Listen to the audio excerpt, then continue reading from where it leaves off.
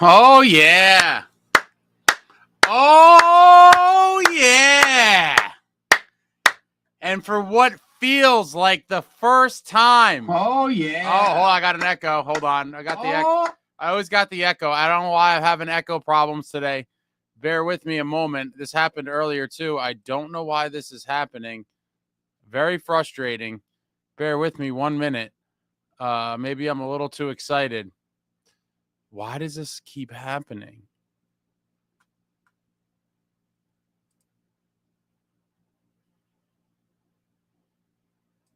I'm too old for this shit, guys. What a game. What a game. And for anyone who saw the Jacob-Markstrom post-game, how do you not love Marky? Man, Marky's such a legend. All right.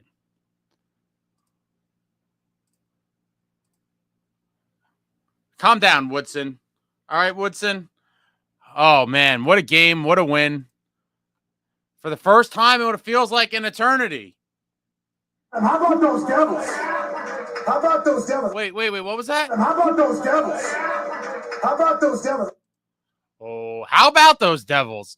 Oh, welcome back, Devils fans. It is your host, Ace, here on Running with the Devils, where we are talking New Jersey Devils hockey all year long. Please hit the subscribe button, smash the like, share with a friend. Thank you very much. And the New Jersey Devils looking to end an absolutely tragic 3-game slide that saw them get one measly point out of a potential 6 on home ice at the Rock. Devastating losses, looking to claw back, looking to lock up a playoff spot on the road to start a road trip in Chicago, taking on the lowly Blackhawks. And they pull it out. And do they ever pull it out? Your New Jersey Devils going into Chicago and surviving what was honestly scarier than it should have been. But pulling it out by a score of 5-3, scarier than it had to be, scarier than it should have been. But they got to win. The 2 points are secure, and that's all that matters. I must ask, I must know. Are you not entertained? Are you not entertained? Are you not entertained? I am way more excited for this win than I should be. I said it wasn't pretty, wasn't the best win, but a win is a win. 2 points in the bank that this team desperately needed. And wow. Wow, oh wow. We get to the game. First period, Devils win an ozone faceoff. They're passing it around, and Luke Hughes puts it right on Bastian's stick in front of the net for one of the easiest redirects he's ever going to get. Beautiful, beautiful play by Luke there. Nathan Bastian's 4th of the season at 6:23 from Luke Hughes and Tomas Tatar give your New Jersey Devils a 1-0 lead. And what seemed like for the first time in a while that the Devils go back-to-back very quickly. Only 27 seconds later, Devils on the power play. They get it to Mercer down low on the goal line. He drives the net, and it looks like originally he puts it in, just driving to the net. However, it was later changed to... Give me fuel, give me fire, give me that which I desire.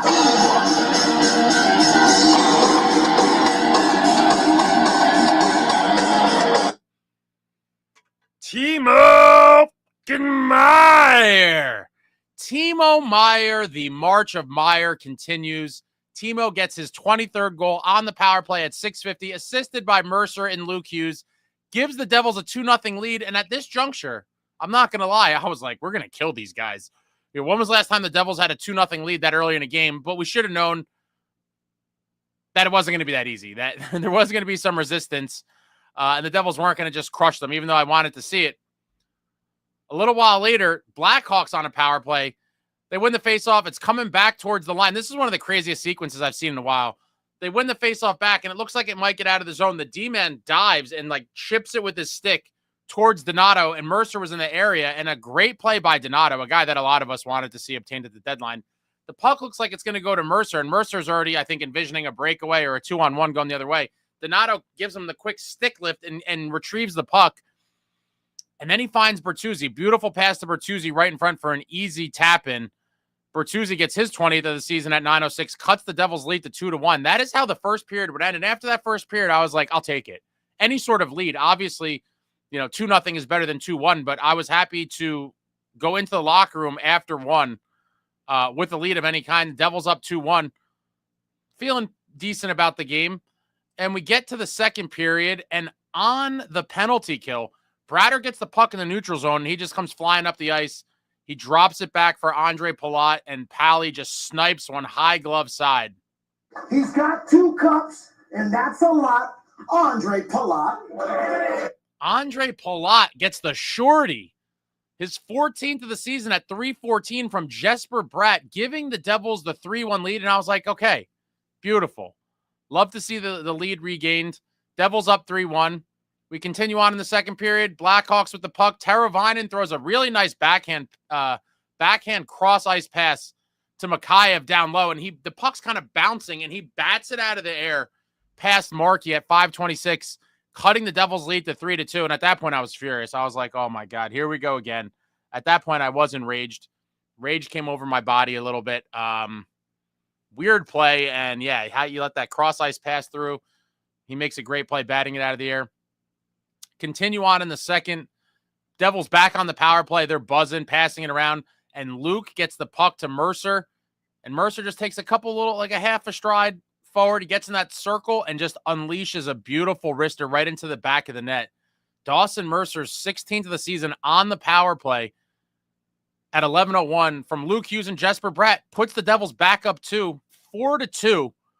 And I was like, all right, a 2-goal lead. Love to see it back. We're up 4-2. Period ends. We're going to the third. I was like, let's just close this out. But, of course, it wouldn't be without drama. The Blackhawks pull the goalie. Shot from the point, juicy rebound, and Nazar just puts it right past Markstrom, cutting the Devils' lead to 4-3 with just under 3 minutes remaining. And at this point, I was pretty furious. I'm not going to lie. I'm like, oh, my God. The chat was melting down. It seemed like we could be in for another just epic heartbreak. Blackhawks with a couple chances down the stretch, and then eventually at 19:47, after Timo, I forgot. Timo missed the empty net with around a minute left or so. I thought that was an automatic, and he just missed it. And I thought that was going to come back to bite us. But at 19:47, Stefan Nason, all alone on the empty net, puts the Devils up 5-3 at 19:47. His 20th of the season from nicohischier.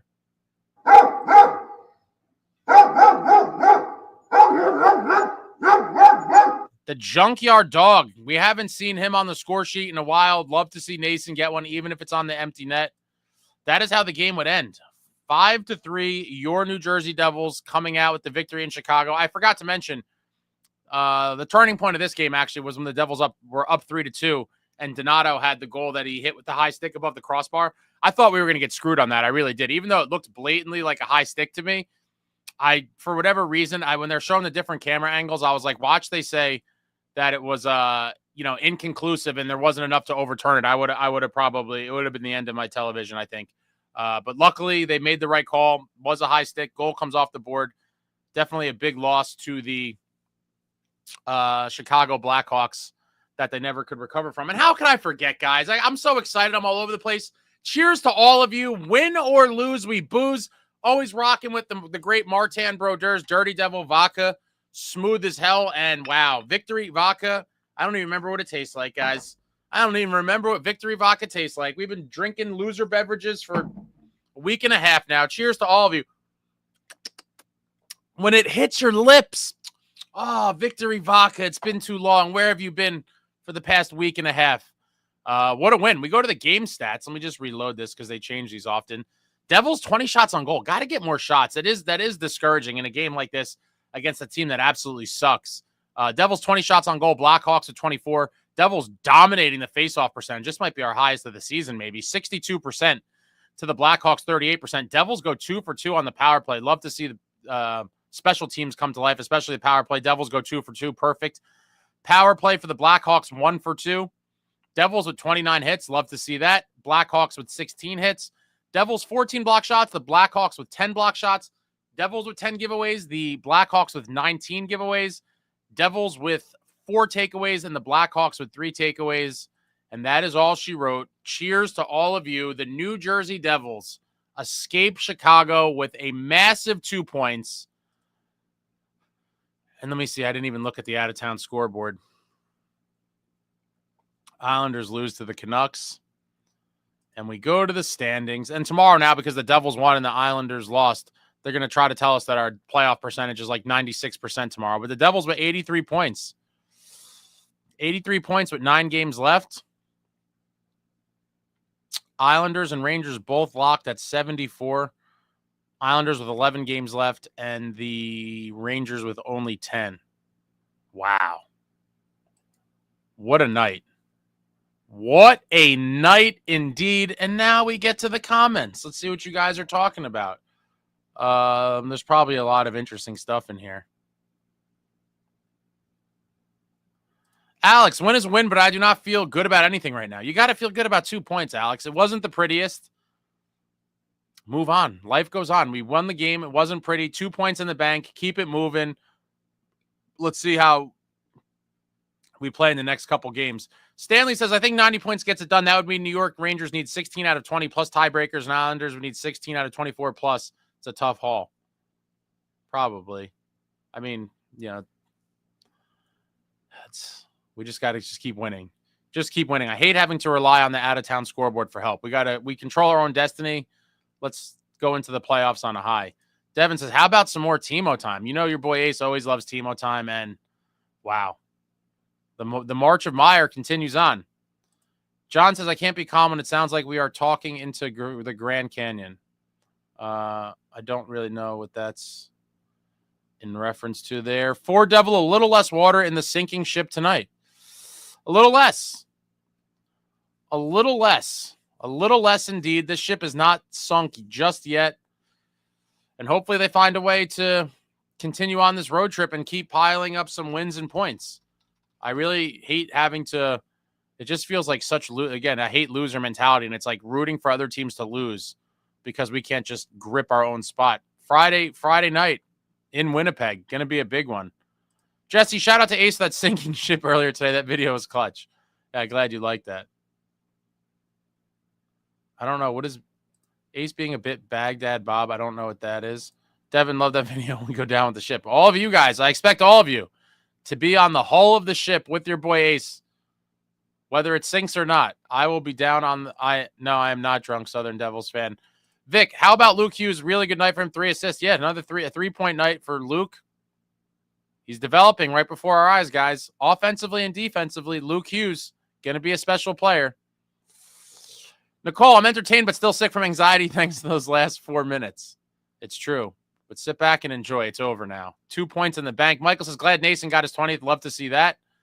Unhinged Devs fan, I'm not quite entertained. We need a bunch of wins after these skids. Lost to SJ 2 times in Pitt. No, I get it, man. Not everything's all fixed after one win, but we just got to get into the playoffs. Get into the damn playoffs. Devin says, not entertained but content. I could live with that. SST says, how did I last a couple of days without getting banned? Miracles happen. Now I am a believer. Zach, might have been the strongest game for Mercer all season. Dude was hustling like it was game 7 and he was retiring right after. Love to see Mercer. And I don't remember if someone, for anyone who was here in the pre-game live, people, I don't think it was the same person. Someone may have called more than one goal, but someone definitely called a Palat goal. Someone definitely called a Mercer. And someone called a Bastion. So if anyone remembers, remind me. I should have screenshotted it, but I have so much shit going on. But, you know, some obscure goal scorers were selected or predicted, I should say, by people in the pre-game show. And when it was happening, we were all just waiting for the Jacob Markstrom on the empty net. Unhinged Devs fan, glad Nason scored, and my guy Hall have been getting points and playing well. He does take penalties, though. What are you going to do? Oh, I totally forgot. Bear with me 1 second. Shout out to Mason, who asked for a shout out. I think he's a child. I'm not sure. But shout out to Mason. He had told me his grandpa was getting surgery for cancer. His grandfather's name is Rolando. So hopefully, Rolando, everything went well with your surgery. Hope for a speedy recovery. And, yeah, your grandson cares about you. You're a good kid, Mason. All right, so back to what we're dealing with here. Oh, sorry, I had to do that. I almost forgot. Brian J. Oh, here we go. Brian J. Thank you for the super. Ace, this win was ugly. I mean, that is a bad Hawks team, and watching them trying to close out games and the goalie is out is really concerning. Not sure the Devs can beat anyone but bottom feeders. All right, well, Brian, thanks for the super. It's a fair comment, but I mean, you can only beat the team that you're playing. We all know the Devils have played down to the level of competition. I'm hoping that they look better against better teams, and we're going to get a real kind of litmus test Friday night in Winnipeg. One of the best teams in the league on the road.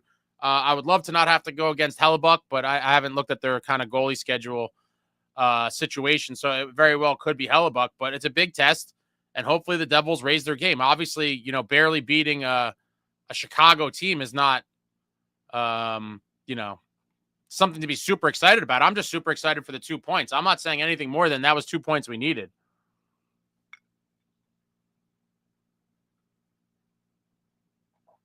But thank you for the super.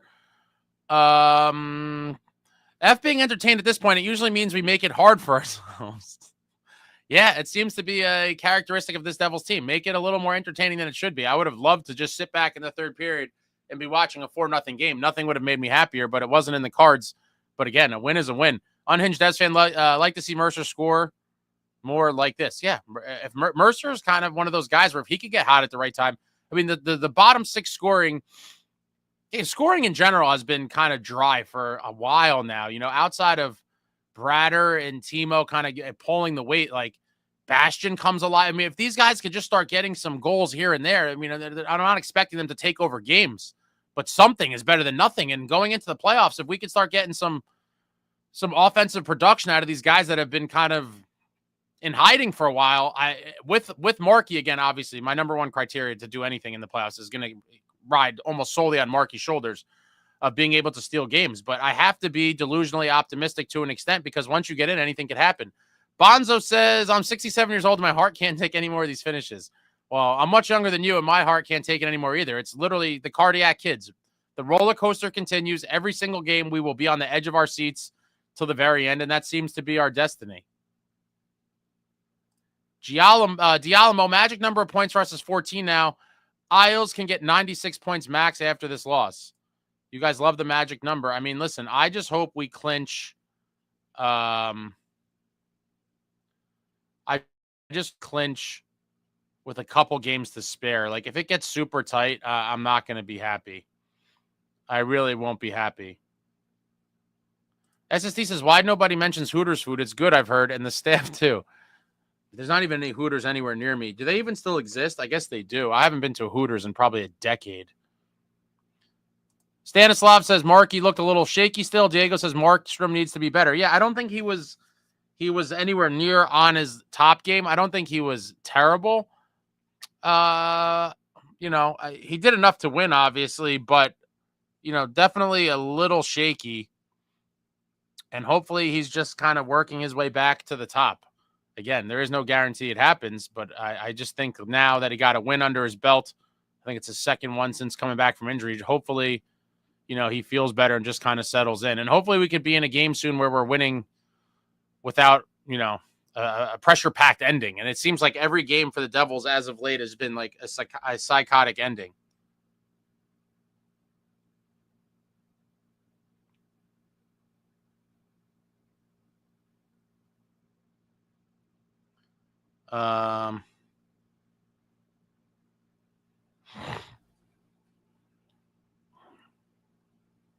Nicole, Markey needed a win. He was still a little shook. This game. He needs to gain confidence back. And hopefully this goes to, you know, help that confidence. I would love to see a Markey shutout soon. Would be nice. But I'll take the wins any way they come. SST talking smack on Markstrom, obviously. And then Woodson quickly points out that VTech was below 900 all last year. Bless your soul, Woodson. Sometimes you're the voice of reason. Samuel, a win is a win, but this was friggin' ugly. Yes, it was, but that's 2 points in the bank, baby. Vic says Vivi was not good. Markey's way better. Yeah, the only person who doesn't acknowledge that is SST. Stanislav, something is telling me that we are going to be a lot more successful in the playoffs. I just have this feeling. I hope that feeling is right, Stanislav. Nothing would make me happier than to finally just bounce the Canes after them owning us for years and years.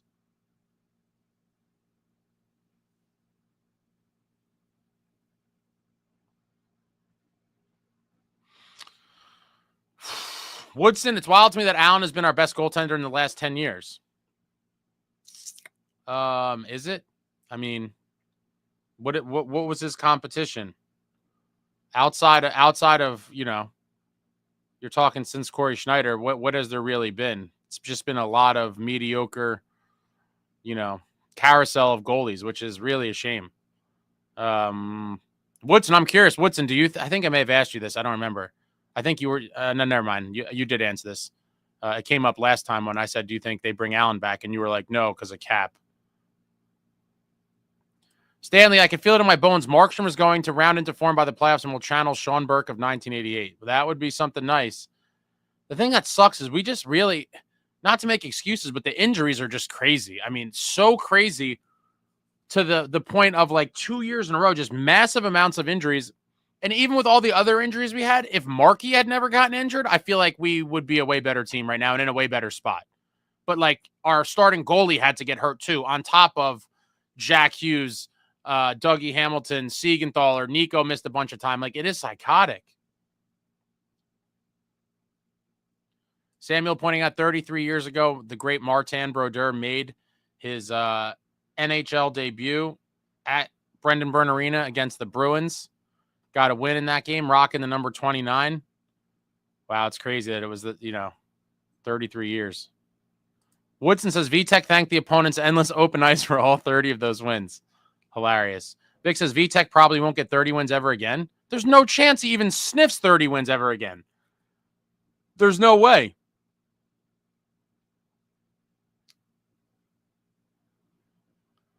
I'm falling behind again. I'm trying to skip ahead.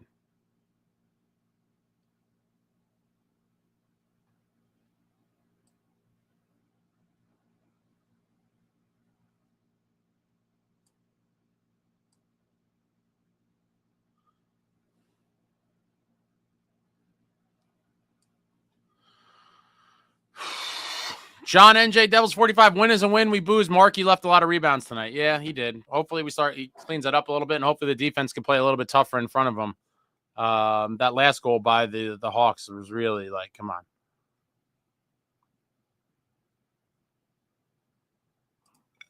Stanley says, we'll never have a bad thing to say about Akira. Homeboy had ice in his veins. Akira Schmid is always on this channel, he's a franchise legend. Whenever you come into a series like he did, we were down 2-0 to the Rangers and then going to the Garden. People were, the Ranger fans are bringing out their brooms. But Akira Schmid had other plans. Goes into the Garden, wins 2, ultimately wins the game in seven games. Wow. Joseph, oh boy, the third period. What odds are a nail biter? Thank God we pulled it off, but Markstrom is still shaky. Kovacevic mediocre. We have to play with more intensity in the third period. Let's go Devils. I think the whole team needs to play a little bit more intense the entire game. Where did those dogs from December go? Paging the December dogs. Where are you? Akira, always legend for sure. For Devil Hall, a penalty should have been an embellishment for sure. But I feel like, have the Devils actually gotten one of those this year? An embellishment on the other team? I don't think we have one. I can't remember, but it's possible. Samuel says, I don't see that Markey is stealing anything. I would ride Allen. It's not going to happen. It's not going to happen. It's Markey's net. Brett, people might throw doom or shade, but come on, got to be happy about this huge W. A win is a win no matter the score, guys. Let's go Devils. I'm with you, Brett. I'm gonna be happy for the win. Yes, kid, is there things to complain about? And was it the prettiest win? For sure, you can complain. Whatever. They won the game. That's it. Well, much needed win. And with the shuffled lines NJ had tonight, I was worried. They tend to play down to their opponents, so it was great to see them get the lead and hold it for the W. Absolutely, Walt. Absolutely. SST just doesn't ever learn, guys. He just needs to be a troll. I can accept trolling. I can't accept the personal attacks. Daniel, it was the worst team in the league, but it keeps me from jumping off that ledge. Steven, you think that you think this team can beat Carolina first round, or do you think we need to acquire another scorer? I mean, the deadline's over. We're not getting any new pieces. So no new players are coming in. But again, we're obviously, I'm not delusional enough to not acknowledge the fact that we will be, and for good reason, a pretty sizable underdog to the Hurricanes should we meet in the first round. But that is not to say that I don't believe it is possible to win.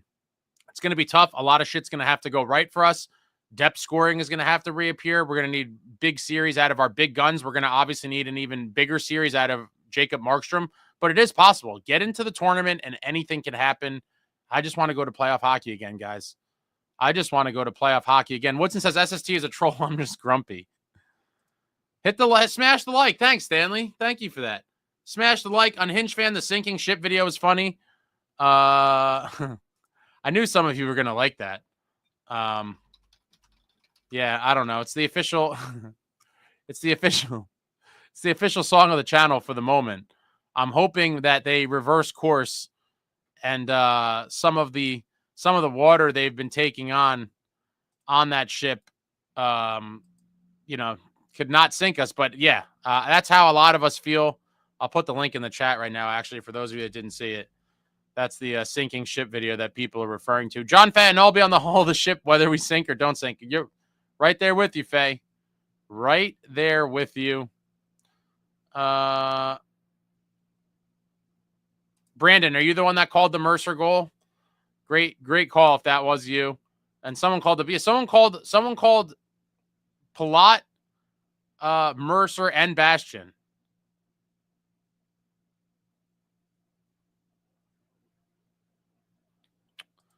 Steven, not really feeling good about this win tonight. I know a win is a win, but the second half of the season just tells you how that went for us.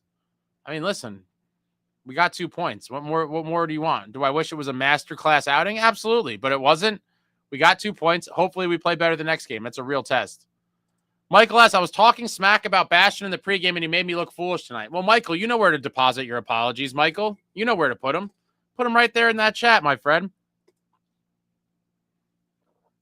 Roman Czechmonic, not to be negative, but Luke is adding millions to his contract because of the Dougie injury, and it sucks because we have no expectation. But getting playoffs experience and losing to Carolina or the Keefs leaves. I don't think he's going to add that much to his contract, to be honest. Even if he finished with subpar numbers, I do think his contract was going to fall in the same kind of range. Your boy Ace predicted 7 to 8 million months ago, and I just hope it's not above 8. I wouldn't be shocked if it is, but I'm hoping it's in that 7 to 8 range. Brandon, I know we don't have the most star-studded roster right now, and Markey hasn't looked like himself, but just get in, and one of our goalies can win a series themselves. That's right, Brandon. That is right. And that is why I am just looking to get to the dance. Get to the dance. DN, not sure how to feel about facing the Canes in the first round. Hate that team. A lot of us do. But how nice would it be to finally bounce them? Would love to bounce them out. Unhinged, just make the playoffs. Then it's a new phase thing, but they got to be feeling confident and gelled enough. And, of course, be heavier, edgier, more violent. These guys are capable, but need to flip it since New Year's. For sure. But just get in. Put it this way. If they somehow get it, it seems like they're going to be in the playoffs, right? So let's just say they do, thankfully, hold on. If they somehow find a way to beat the Canes, are you going to tell me then at that point you don't think they could potentially, again, not saying that they'd be favored, but would you not believe that they have at least a chance to beat any other team they're going to play? I'm going to say that they would. Zach says, I know Keith wants to get Markey reps, but we got to start Allen on Thursday.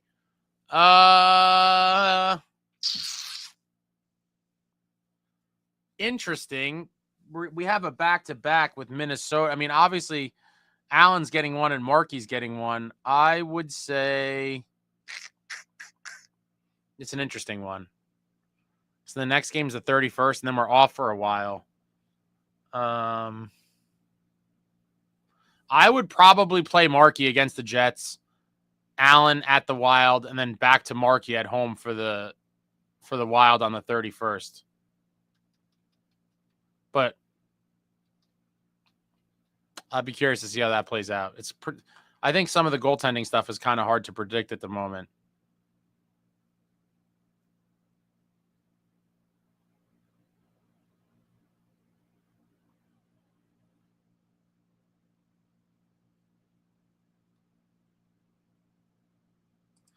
Mark says Luke's going to make $6 million for skill and another $3 million for his last name.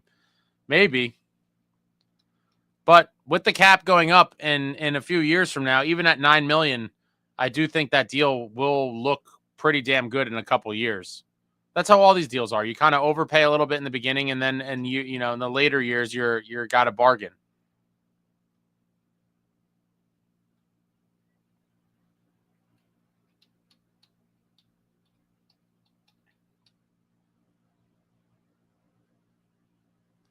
Bonzo says if somehow beat the Jets, I'll start believing we could have a playoff run. I'm not going to put that much stock into a single game, but would love to see them beat the Jets. Obviously, it should be a pretty good confidence booster going into the playoffs.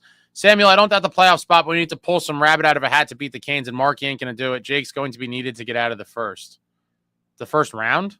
I'm assuming you mean by that. Greg Orlando, this team is good enough to beat anybody. Got to believe. Timo, Nico, Bratter with solid D. Hughes, Dylan, if a goalie gets hot, we're good. That's what I'm saying. Get hot and steal a damn series. Louis NJ, I was at the game. Nice to see a W. I only get one game a year. Very nice, Louis. Do you live in that area?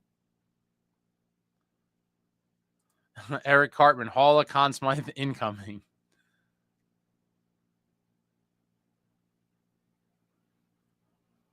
Knowles, I'll take any win with Marky and Ed. Hopefully, like you said, and I feel just let him get that confidence back. Loving how the rest of the team is producing without Jack. Let's go Devils. I'll be happy with any win, like I've said. Do I wish it was prettier? Sure. I'm thrilled with 2 points tonight. We're one step closer to that playoff spot.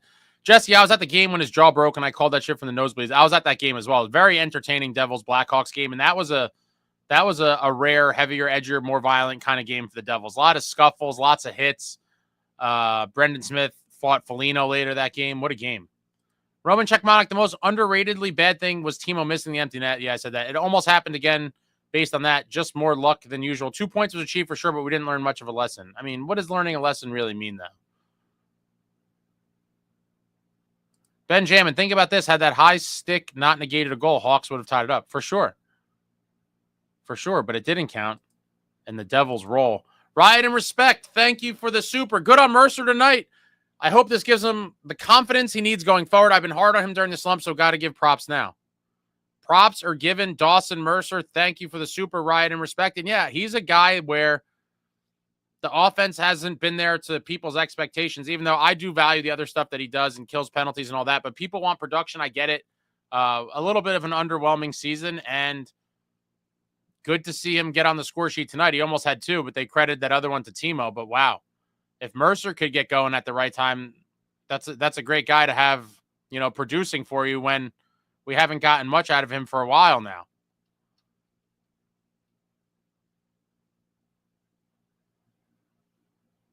Forrest, I know he's been amazing this month, but why can't we get March Timo consistently throughout the season? Some things you just can't explain. I wish I had an answer. For whatever reason, March is the March of Meier, and that's when Timo comes to life. I don't know why. I can't tell you exactly what it is. For whatever reason, Timo elevates Timo elevates his game in March, and hopefully he continues it on into April.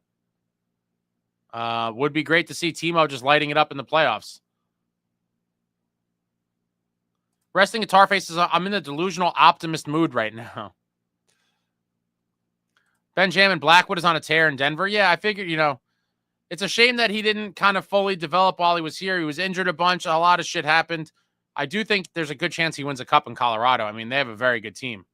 And he got himself in the perfect situation out of San Jose, who's going to be in that kind of rebuild for a while. And I'm sure when he found out he got traded to Colorado, he was probably lighting off fireworks in his backyard, and I don't blame him.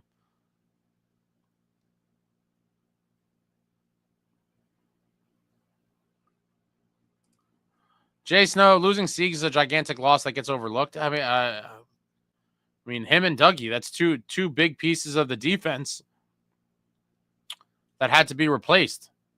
That's what I meant to look up. How many minutes did Nemitz play tonight? Wow, 15-20. So there you go. Nemitz plays a full D-man load tonight. 15-20 for Nemitz. It's interesting.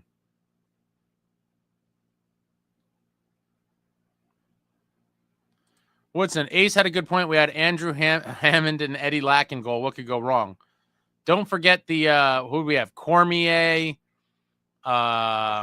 Louis Domingue,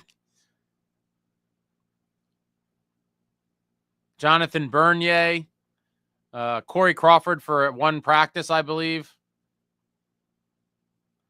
VTech was never the same after the hibachi place closed. Oh, boy.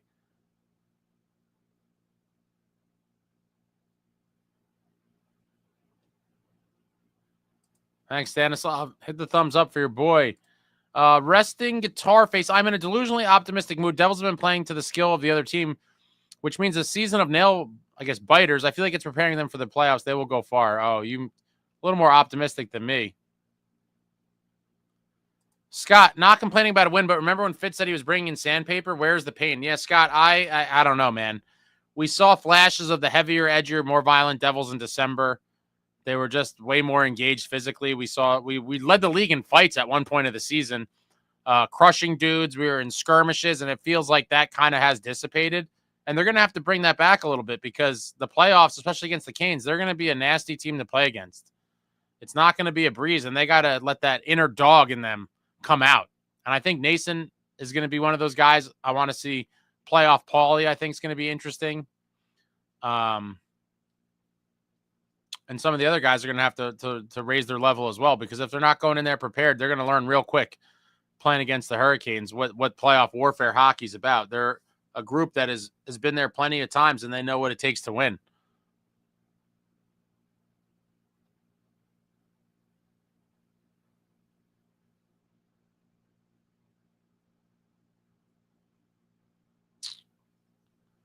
Carolina's a bit overrated. I mean, maybe, but in the end, they've been a very good hockey team for a while.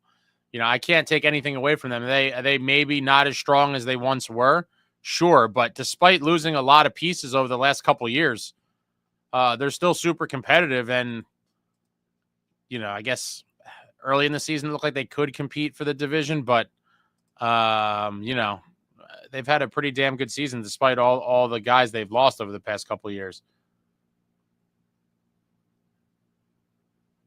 John Woodson, we're saving Hataka for the playoffs, our secret playoff weapon. I still am a bit shocked by this. For whatever reason, I thought with goaltending injuries, he'd be one of the first guys we saw brought up. And it never happened. And then it further cemented it to me that he was nowhere in the plans. When we went out and got Dumoulin and Chalowski, I was like, okay, well, clearly Hataka is just not even remotely, you know, on their radar as a guy that's going to be playing here anytime soon. You know, and he was injured earlier in the year. I'm pretty sure he was, you know, nursed back to health and still not playing. So I don't really know what exactly their plan is for him. He was actually, someone correct me if I'm wrong, I'm pretty sure he cleared waivers at one point this season. Like, what? Very interesting stuff. Woodson, Pesci is more than likely playing hurt. Dude blocks a million shots in a season. A few will miss the padding once in a while. Yeah.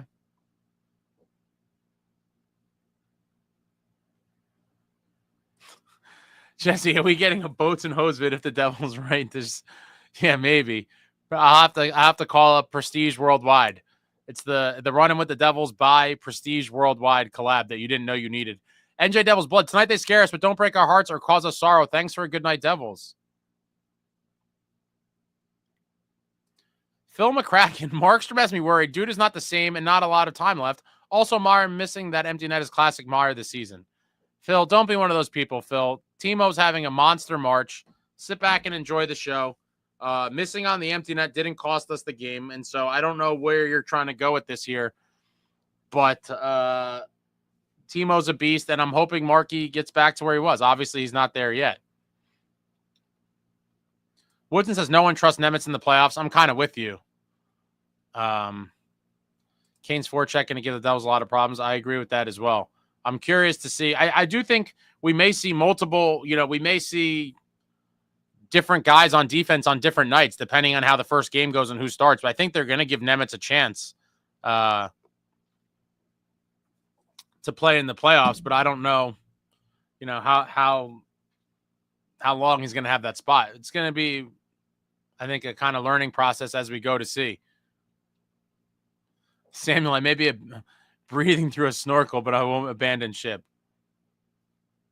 Woodson says it took us playing the Hawks. It took us playing the Hawks then to trust them to play 15 minutes. Maybe. Knowles, I say this very quietly. Beat the Canes and our chances of a cup appearance is very likely the end. I mean, I do think it's that type of series where if somehow, some way they found a way to win, it could propel you to a cup appearance. I know people are going to say I'm crazy, but crazier things have happened. And again, the biggest wild card in all of this is assuming Jacob Markstrom is playing like the Jacob Markstrom of December and January. John Fay, that's a big if. I don't know what that's in reference to because I'm trying to catch up here. Nemitz was smart tonight to get us that penalty. We got a goal because of that. I don't know that. I didn't think. I don't know. I hate like ticky-tack penalties. It was kind of a weak call. I thought there was a chance he was going to get called to the penalty for roughing up Bedard at first. And then when I saw we were going on the power play, I was like, oh, this is amazing.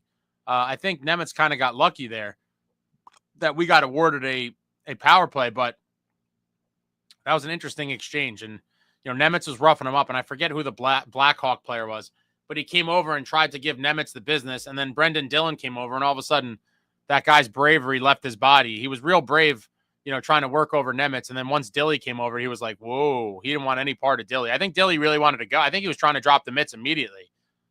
I would have loved to see it. Michael S. Playoffs are all about momentum. Anything could happen if the team gets hot. Could not agree more, and that's all I could hope for, that we somehow are a little warm heading into the playoffs and get hot in the playoffs. Walt says Markey versus Jets makes the most sense. I would think he's got more experience facing them, and that can make a difference. Of course, the D still needs to help, and scoring goals ain't easy against them. Unhinged Devs fan, a win over the Jets can be meaningful. We beat Florida twice. Must beat Carolina in the playoffs. Can't lose to them again. I hate the Hurricanes so much. So much. I want to take them out so badly. Taking the Hurricanes out would be almost, it's not as sweet as knocking out the Rangers, but for all the years that they've owned us, taking the Hurricanes out would feel very special. It would feel very, very special.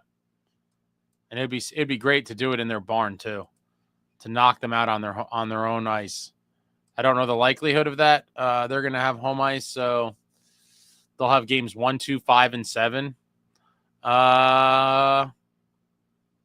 Devils in 5. Imagine Devils beat the Canes in 5. My God. Jay Snow, Luke has gotten better, a lot better since last season. He's getting paid because he deserves it, for sure. I do think it's going to be a little pricey at the moment, but the contract will age very well where it will be a deal for more years than it's not.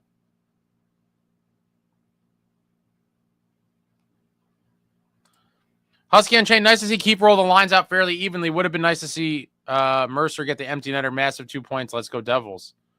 Man, I thought Timo had that. I can't believe he missed.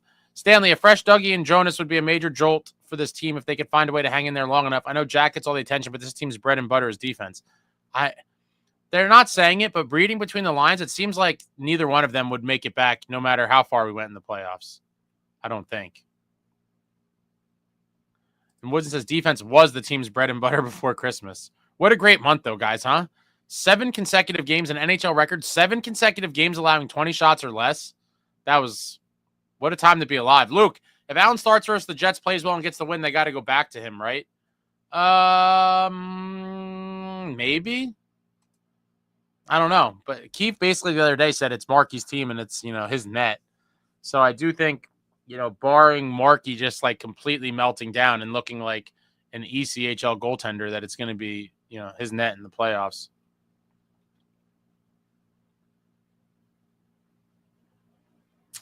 Jesse, I wonder if after all those over-the-glass delay game penalties, Keefe just had them practice shooting pucks off the glass for hours because they didn't have any tonight. Well, I mean, odds are you're not going to get one. It's been crazy as of late, but I think they have like 9 or 10 on the year. And so you're talking about really 1 every 7 games. It just felt like way more than that. But those are just the worst types of penalties to get. Zachary, first Devils game in person, representing Devils Nation from Indiana. Can't wait to see the Devils more. So tonight was your first game, Zach, in Chicago?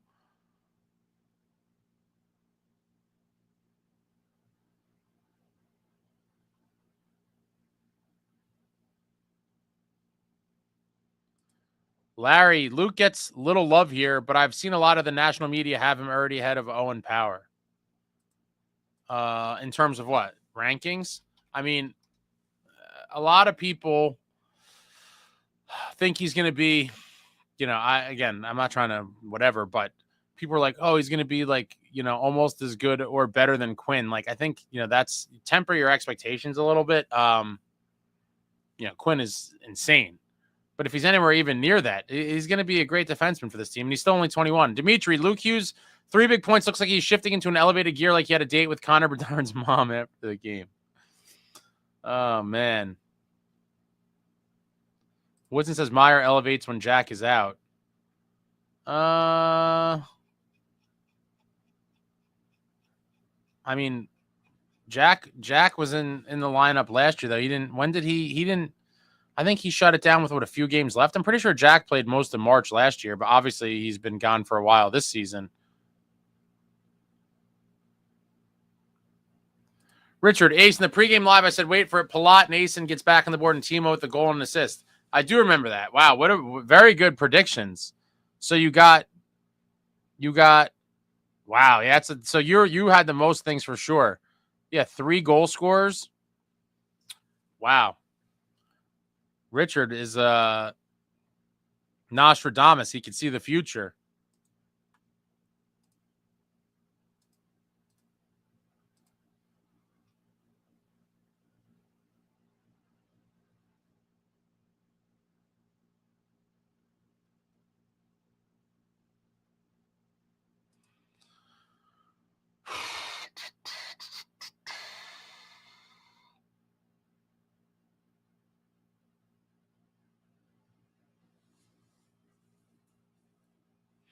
Stanley, I'm in no way comparing this team to the 95 Devils, but for those that were around, they remember the Devils didn't exactly set the world on fire. Playoff start, and they were a juggernaut. For sure. The only difference is obviously the personnel. The personnel is wildly, different. We had 3 Hall of Famers on that team with insane depth players and tons of experience. But I get your point, but it's like, if this group was able to pull off a run like that, it would be even more impressive, because I do believe, this roster, if you're being honest about it, doesn't even come close to the roster the Devils had on that 95 team. But point taken that, struggling team got in the playoffs and got hot at the right time. It can happen to anyone. Get in and go from there. I agree.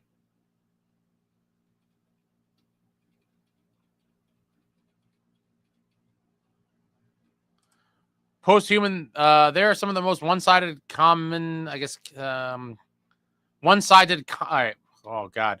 Some of the most one-sided comment national commentary. Talked about Chicago all night, I've seen. Yeah, they're kind of a boring broadcast, in my opinion. I like Biz and them, but during the game, I'm like, oh, my God. I'll take Dano any day. Can't forget John Gillies in net, Woodson. That's right. Bonzo says, rest Margie, play Allen at the Jets.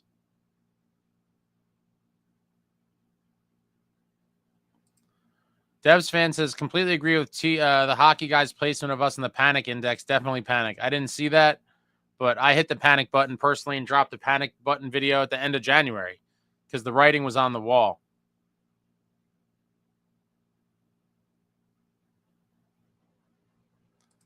Spirit in the Sky Ace, great job in the video. I love how you did Dido. Thanks. If you haven't seen it, go check out the video on the channel. You'll see the thumbnail with the sinking ship. Ride and respect. I still hope playoff Palat is going to hit like crack. So do I. If he's going to start sniping shots like he did tonight, I'll take that any day. Hopefully he could keep it up.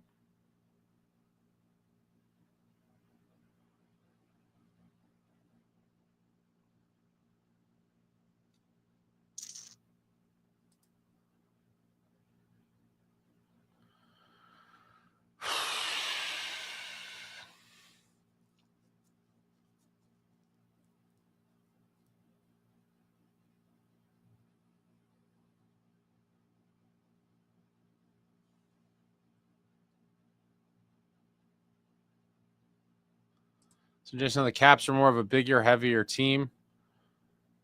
If I could pick, I do think the Devils would have a better chance of beating the Caps, but I think they could beat the Canes if everything goes right. Brian says, if Carolina is overrated, what the hell are we? Well, I don't think we're really rated by anybody.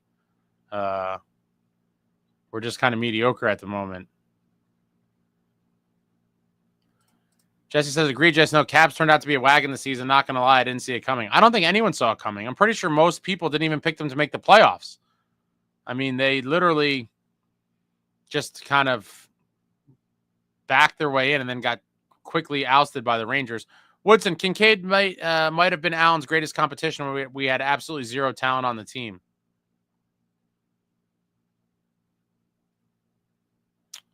Yeah, there hasn't been many goalies to really speak of.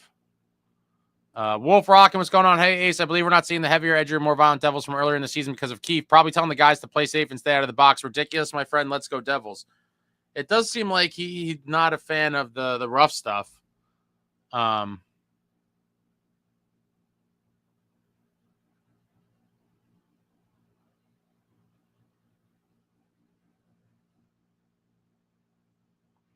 Woodson says, Hataka isn't waiver exempt, so that's probably why we haven't seen him get a shot. Well, I mean, isn't he only...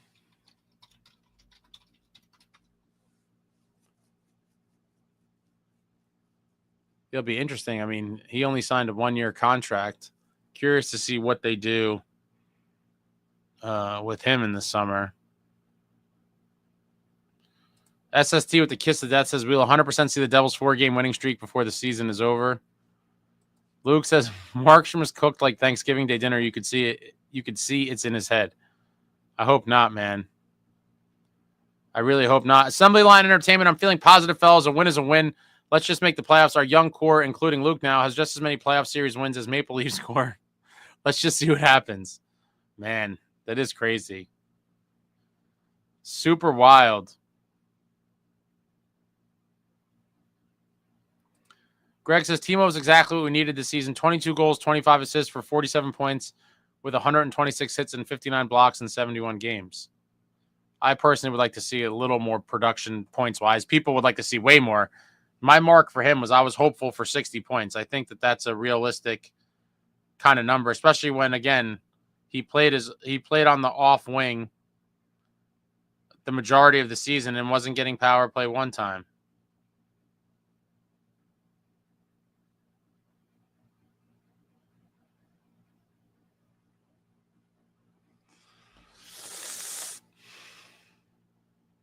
Woodson says we need Timo to be 30 goals, 60, 70 points. Sorry, but that's the facts. Okay, so like I said before, so when he finishes with 26 or 27 and 28 assists for 55 points, I mean, how much can you really complain about that? Again, playing 80% of the season on his off wing and not on power play one. I mean, that's pretty much, that's very acceptable in my book. Chief Keefe, what's up, Ace? Great win tonight. Much needed. Absolutely. Damon, you are an older Devils fan when you hate the Canes. It's been too many times. Too many damn times. Ride and respect. The franchise needs a solid round win over Carolina. I'm tired of the current narrative that has been between the two. Well, they've owned us. That's pretty much, what the sad reality. Daniel, too funny watching that Hawk guy hide behind our guy when Dylan came over. Yeah, he was real tough with Nemitz. When Dilly came over, he was like, let me get out of here.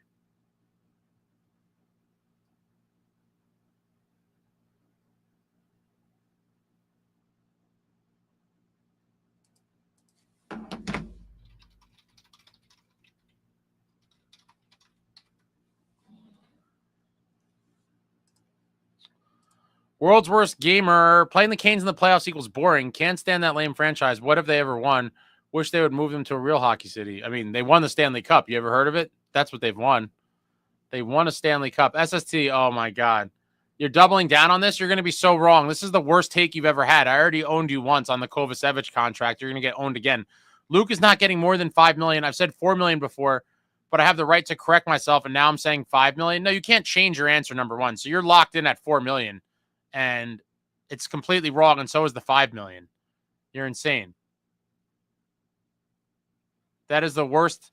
That was never realistic whatsoever. Your $4 million was the worst prediction in the history of contract predictions. Woodson says if Luke only gets 6, it'll be a miracle, even on a bridge deal. Completely agree. SST is living in his fantasy world with his numbers.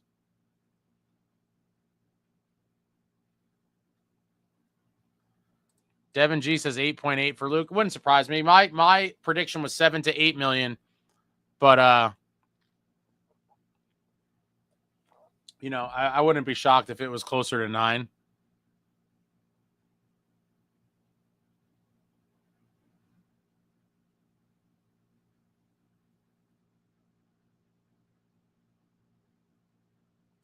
Go Boris says, well, Ace, I am a goblin of my word. Apologies deposited for me in the chat. Sorry, Devils. Vic says at Woodson, pretty sure you're blinded, period. It's not just his name. It's because he's good. Must be blind to not see the potential skill talent. Chief Keefe, oh boy. Devils sweep Carolina at home with Pesci scoring the clinching goal. That would really be something, wouldn't it? I mean, wow, that's like a movie script right there. Or even Nason would be nice. Daniel wants to know, Richard D, what does your crystal ball say about our playoff run?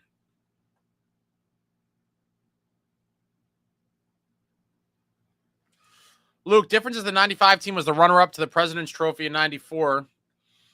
Also, the 95 team was like 700% versus playoff teams. For some reason, they were struggling versus shit teams.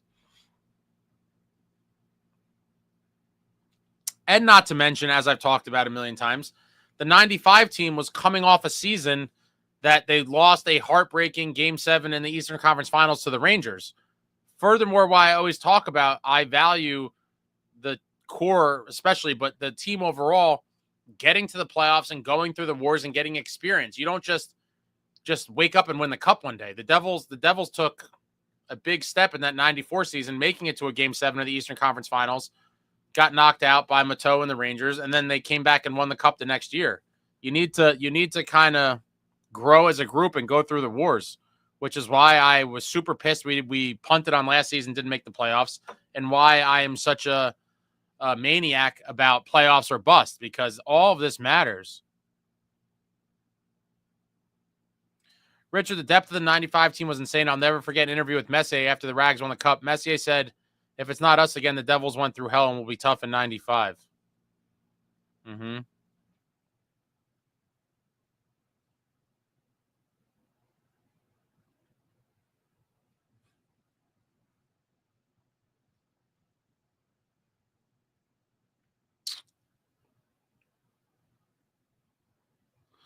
Devil Dogs is the two obnoxious, cantankerous guys in section 205 tonight wearing Ranger and Flyer hats dancing around to Chelsea Dagger tonight. One of them was waved off, and you did it for nothing. That's pretty funny. Richard, nothing better than going into the playoffs as an underdog. All pressures on the Canes or whoever else we may face. Oh, the underdog Devils would love to see it. Oh, man. Knocking out Carolina would be so damn sweet.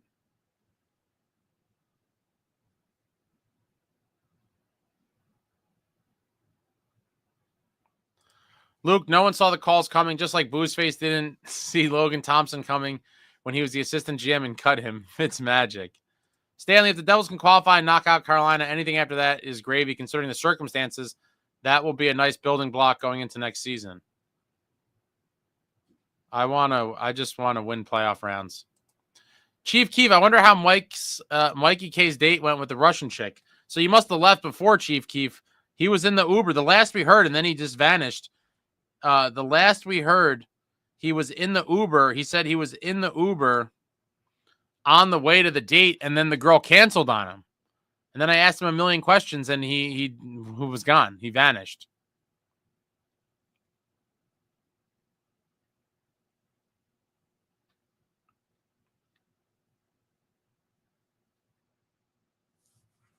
He vanished.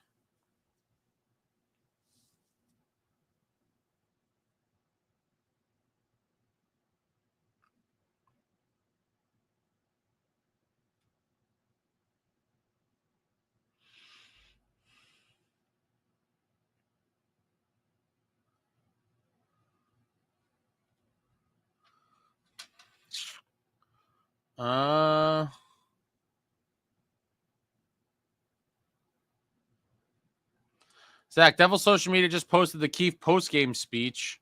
Love that they post those, and he's trying to fight back a huge smile. Dude definitely saw stuff he really liked tonight. I didn't obviously see it because I've been on here, but let's see. to start with one here on the goal. That's a nice job. Right, and they make us earn it right to the very end, which is exactly what we need. We need to play through that. We need to overcome that.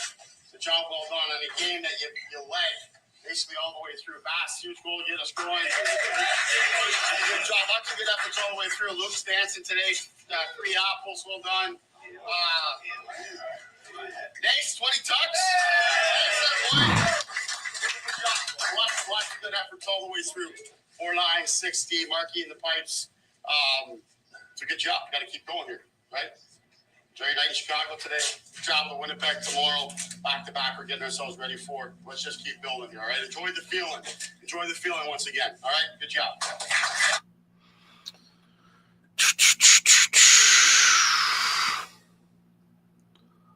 Wasn't all right. It wasn't what I've seen better ones from him after the games. Stanley, Caps are going to sulk once the record is broken. No doubt in my mind. As great a season they've had, Ovechkin's chase has overshadowed the team the entire season. And everyone kept saying they're not going to keep it up. They're going to fall off. And here we are. They're in the race for the President's Trophy. Let me see. I don't know. I feel like the record could just propel them even more. They have 103 points and Winnipeg has 102. Wow. It's crazy. They could go from a team that got destroyed in the playoffs, limped in and got waxed by the Rangers, to the President's Trophy winners.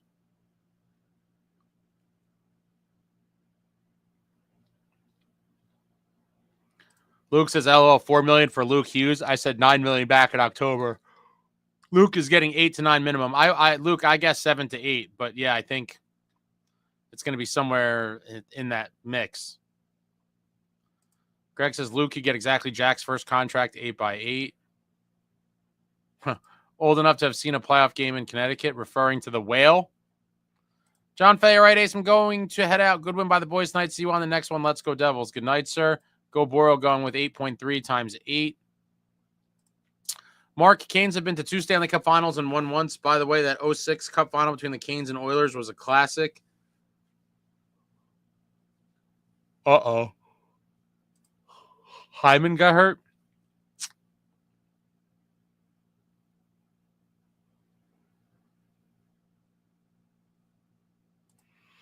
That 95 team in 96 got eliminated on the final day of the season at home against the Ottawa Senators when former New Jersey Devil Tom Chorsky had a goal in that one. And the Devils were eliminated, and Dano was crying on the bench. It was terrible. It was terrible.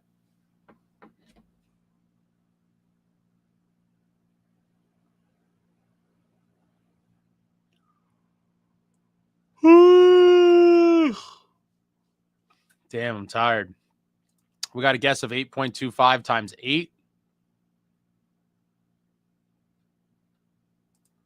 Yeah, no, for sure. I was just pointing out like the crescendo of the ascent. But yeah, teams get to the playoffs multiple times. They don't just wake up and win a cup, and that's why all these people have actually commented like, "Oh yeah, they're not going to win this year, so what's the point?" And it's like, only one team wins the cup. You don't just win the cup one season out of nowhere. You consistently build. You get to the playoffs, win a round, win 2 rounds, and whatever. Some of those fights, or was that 91-92? I always forget. One of those playoff series, there was some crazy brawls. But yeah, getting to the playoffs multiple times before you finally get to the top. I don't know how people just don't get it. And they're like, basically try to get a high draft pick, as if draft picks have been helping us anytime recently anyway. Assembly Line Entertainment, I'd rather have Luke go on a 15-point tear in the last 9 games and play well in the playoffs and pay an extra $1 million for it. Let's not on overpaying a potential franchise defenseman and win now. Gotta win now. Gots to win now. Richard, second tier guys, the ones a lot of people have been ripping like a plot, will be a big contributor in the playoffs. It's why we signed him. Anyone remember Claude? Talking about Lemieux? Oh, who doesn't remember Claude Lemieux? Wait, Mike is gone, right? This one goes out to Mike. I don't know where Mikey K is, but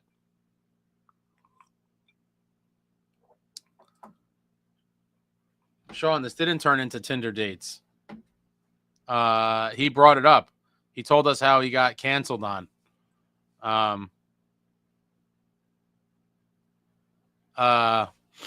He was canceled on the way to his date. So the chat is now invested in his what happened with his night.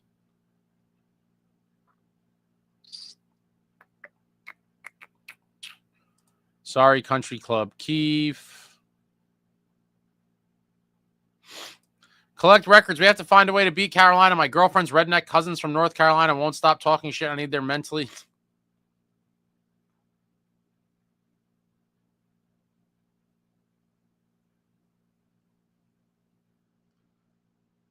It would be nice to beat Carolina for so many reasons.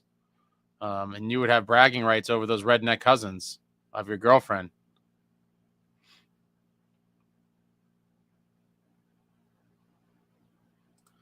Abby, do you think our apprehension to push the heavier, edgier, more violent agenda is a result of all our injuries and fear that it would cause more? No, I don't, Abby, because they abandoned heavier, edgier, more violent before all the injuries. You know, we had it a little bit in January and then it kind of dissipated. And so I don't think that is the reason, because they kind of went away from it before all the injuries even happened. And so I wish I had an answer as to why it happened, but yeah, I don't know. It was like the switch went off. The heavier, edgier, more violent switch, they just turned it off, and then that was it.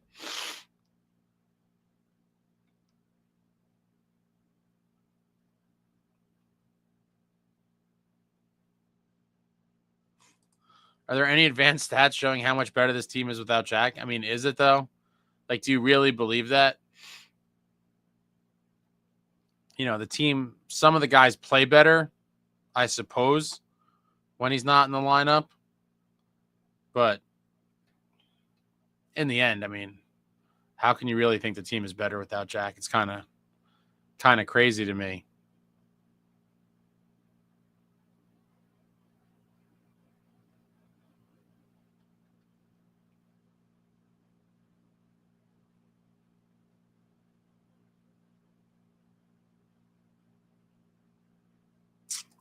Jason, I think Mike K was upset he got ghosted. Well, I mean, it's not like we found out from someone else. He told us. He never had to tell us that. Devil Dog, not yet. 92 was all the fights against the Rangers.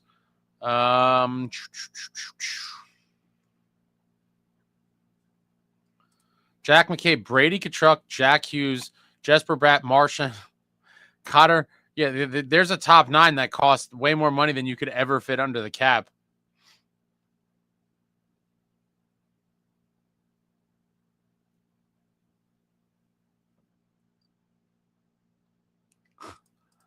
They don't get it because they play NHL in their game system and play GM and Puckpedia, and the future is always bright. I'm tired of hearing about the future is bright. You guys know that. You got to win now. Got to make steps to win now. You can't keep talking about the future, and here we are on the path to finally getting back to the playoffs after missing last season.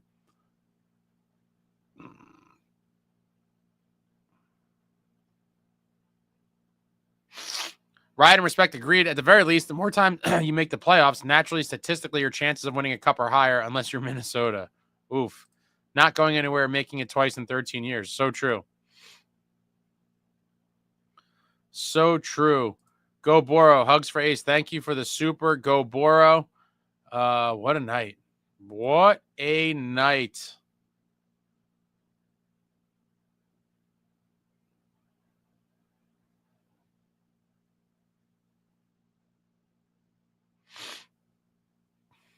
Jack says, I'm a big Blues sympathizer, Ace. I really want to see them get in. Rooting hard for Calgary and Vancouver to lose from here on out. Also, your thoughts on signing Marchand. He's going to get a lot of money. He's a guy I would like. Any gritty vets I would like. I think he's one of them. But I think he's going to get an amount of money to where you're probably better looking elsewhere. I mean, the Devils aren't going to have a lot of money to sign guys, so it's going to be interesting. Like, I think some people are thinking, like, it's going to be another shopping spree like last year, and it's not going to be. Luke, HBSC is the core issue. Booze face just compounds that. Pryor saying that the team better without Jack are either trolling, taking a break from their glass sorting job. Jack, also Timo has 3 goals in his last 2 games. He's on the right wing those games. Shocking, guys. Absolutely shocking.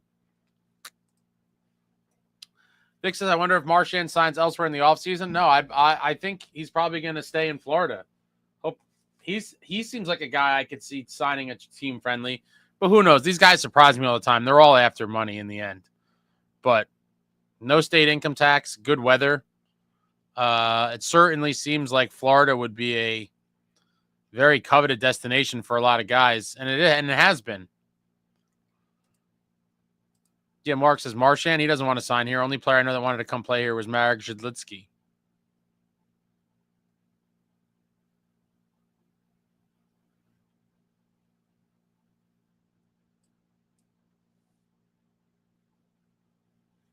If Boozeface trades Hamilton, gets Plot off the roster, and fixes the team, I'll apologize and buy him whatever drink he wants at every home game. All this offseason, that's a lot of hopes for one offseason. Trading Dougie and getting Palat off the roster, I guess you're referring to maybe a buyout. Jack, honestly, after giving it some thought, is it worth to make the playoffs just to get smoked? Yes. No. Oh, you're trying to get me fired up, Jack. Damn you, Jack. People really believe this shit. Yeah, probably better to pack it in and let CBJ or NYR get in. They deserve it more. The future's bright. This is what people believe this.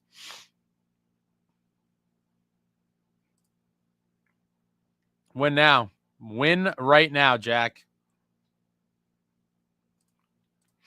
Where's that Palat snapshot been? I don't know, but it was a beautiful thing. Bratter dropped it to him real nice, and he just ripped it. Ash, not saying it would happen, but I would feel pretty confident against the Caps if we beat the Canes. I would love to just beat the Canes and just go on a roll. Sean says, always win now. Roman Checkmonic, another girl goes to me before a date, but if I play like that over 82 chats, I'm going to be set. The future is bright. Bonzo, they should wear the hideous KC Scouts jerseys against the Jets so they have an excuse if they lose. Ash, what 2 wild card teams get in each side, East and West? Let's take a look. The Senators, I'm going with the Senators for sure. Yeah, the teams below them are so bad. Honestly, I'm going to say the teams that are in there now.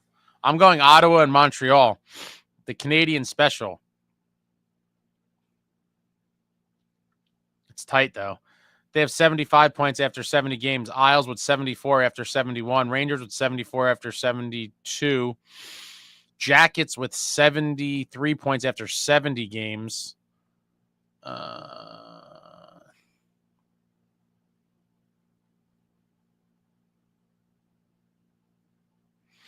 Yeah, it's crazy.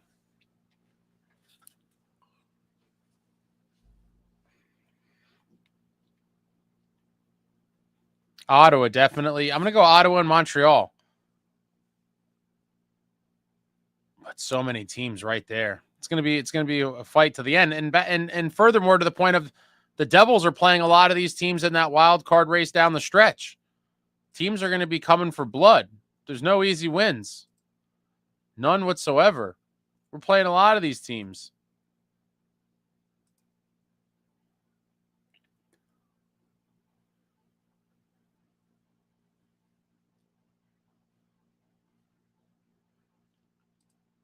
I agree, Sean. I do think Ottawa's scary.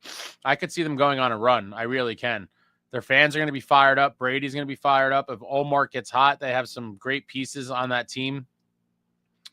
Had a great deadline. They got Cousins and Zetterlund. I could see the Senators getting hot at the right time.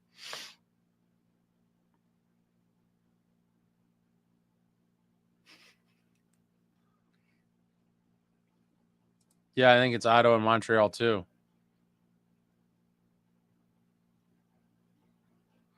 Trevor says Markstrom playing tonight so Allen could give us a chance against the Jets. Very curious to see who they start in that one. Ash says, I'd say Sens definitely. Montreal gets second. Blues and Wild on the West. Oh, I didn't look at the West. Yeah, I was just looking at the East.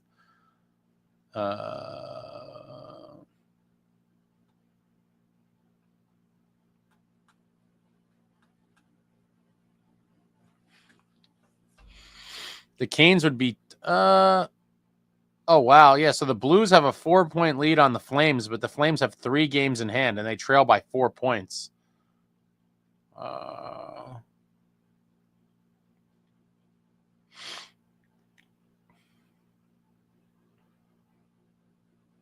Some interesting races.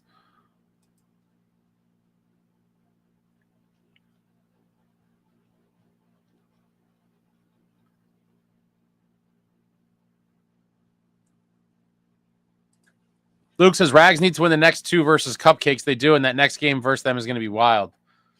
Saturday afternoon, April 5th at the Rock. Afternoon game, going to be wild.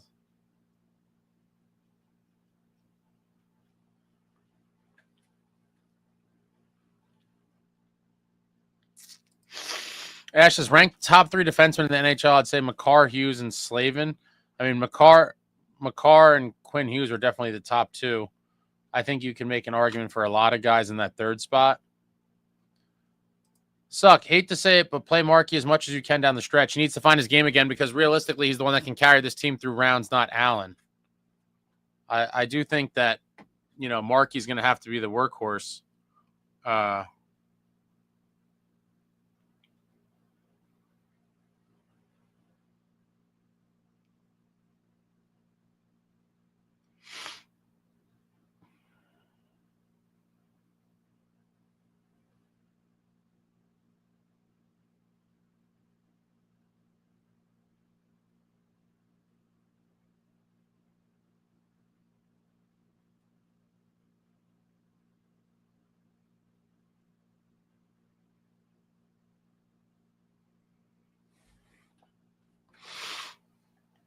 Oh, hell, according to, what is this? According to something, if the Stanley Cup started today.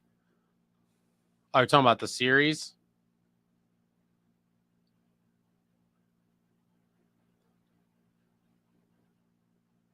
Canadian showdown would be nice. Sook, Allen will be the guy to come in game 4 and steal one. Listen, however we got to win. Throw in whoever. Ride the hot hand, but I definitely... Typically, you'd like to try to ride the same guy in the playoffs. Switching back and forth has paid off at times, but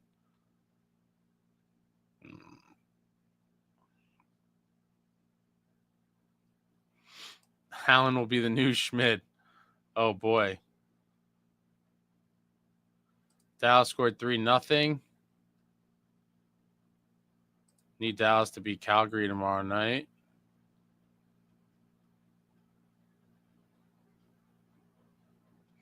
Sean says, I believe Markey's in his own head. Don't play bad tonight.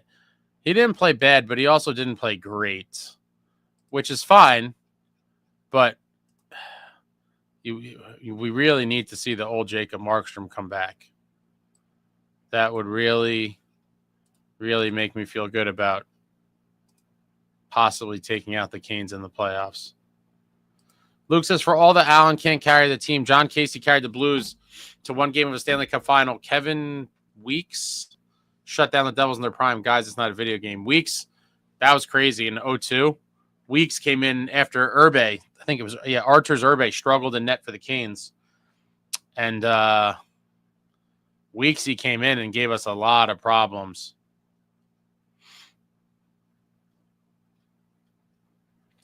Beachmaster, they showed both goalies' playoff records basically the same. Ash, the whole TNT broadcast was so terrible. Lots of bias and audio was all messed up. Luke says TNT is always rough.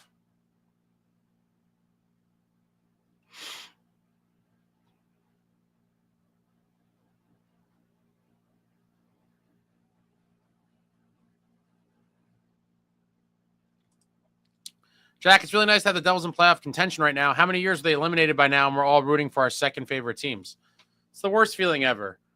Playing games in, March that you knew just didn't matter in terms of, playoff implications on some of the bad teams is painful. Painful. Go Boros says, I could totally see Ottawa versus Florida Eastern Conference Final. Imagine that. Wow. The Kachuk brothers going to battle for the right to play for Lord Stanley. It'd be wild. Chico, Devils and Markey didn't really play all that great. Even with my low expectations, I was a little disappointed. Good thing the Blackhawks have the worst defense I have ever seen on NHL ice. I don't blame Markey for any of the goals, but at the same time, like, man, that's just the starter's gig. It's not fair, but you got to make some saves you're not supposed to make. I was going to say, with the new format, I have to look at it all to even figure out if that's possible. I absolutely hate the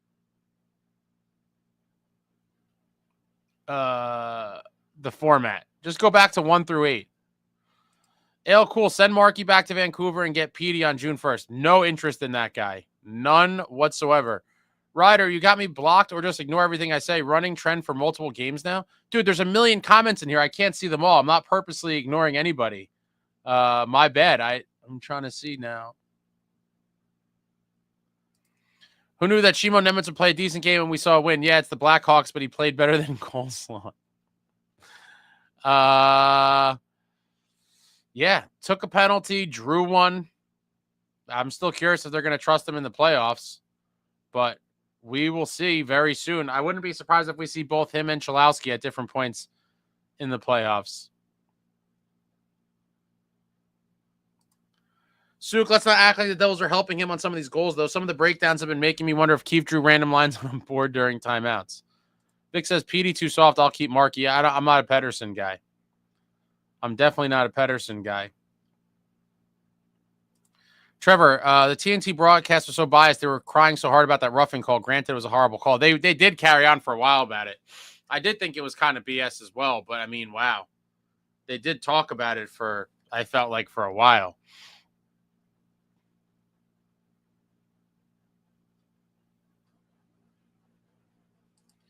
Vic, Maple Leafs, Devils, Eastern Conference Final would be funny. And again, I have to look at, like, could that even happen?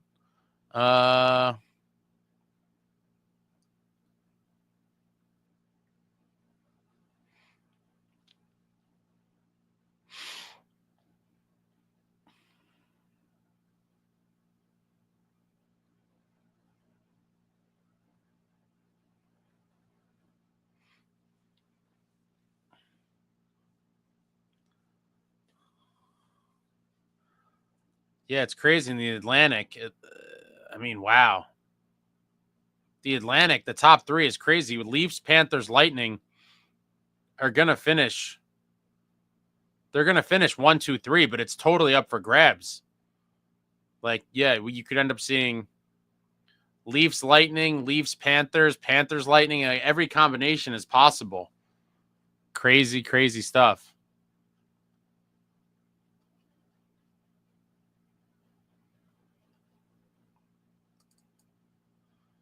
Devils win. I finally have a night to throw a few down and enjoy the chat. I feel like it's a loss in early October. Let's go Devils. Man, beating the Jets would be nice. Devil Dog Skinner is the only goalie to win a playoff series that we have beaten since we beat Swayman back in January. We were only beating backups goalies with barely any playoff experience or AHLers. Skinner is the only goalie to win a playoff series. Oh, well, I mean, that's a lot of guys in the league, though. You're talking about during regular season games?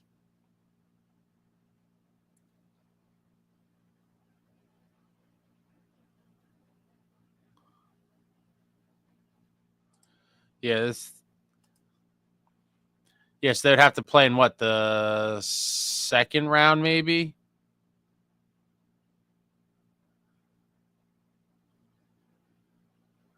I guess if Ottawa stays. Yeah, I guess it just depends where Florida finishes, which they could finish 1, 2, or 3 in the Metro. It's pretty crazy. The format is so stupid. I seriously hate it. Chief Key says Bedard is extremely underwhelming. I think he's a good player, but the hype was just too much. He never lived up to that crazy amount of hype that surrounded him, from when he was in junior.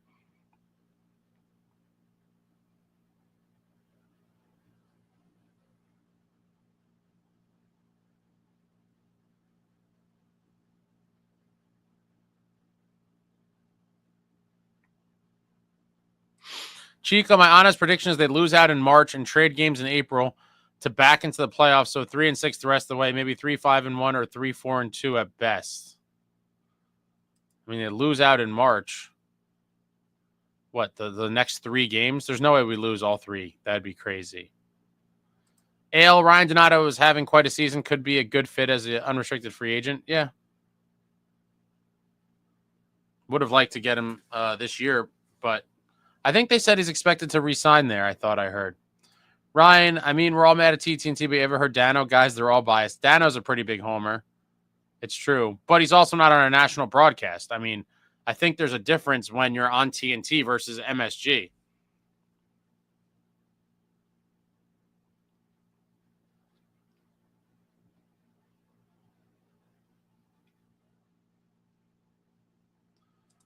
Ryder says, I was calling for Donato myself, but Fitz only works from April to September, unfortunately. It seems that way. Vic, Washington and Florida are both number 1 in their divisions. The number 1 with more points, gets wild card too. So if Ottawa gets Washington, they could advance, and Florida advances, they very well could meet. Yeah. Keefe says 100% a high stick. I think other people are saying they thought the goal should have been good. I didn't, but the different angles make it look weird. Sean, was funny when Dilly rolled up and old boy wanted no part of it. Yeah. He was real brave when it was just Nemitz. Dylan rolled up and he was like, Souk, they got to keep Hawks fans invested in the game. I get it. Getting them fired up about calls or non-calls or whatever has been pretty much the peak of their excitement this season. Man, it must suck to be, I mean, I know, compared to some shit teams, it's like we have it so good, but in the end, that's a terrible bar to be comparing yourself to. Ash says NJD versus Panthers Eastern Conference Final. Devils win Game 7. That would be crazy.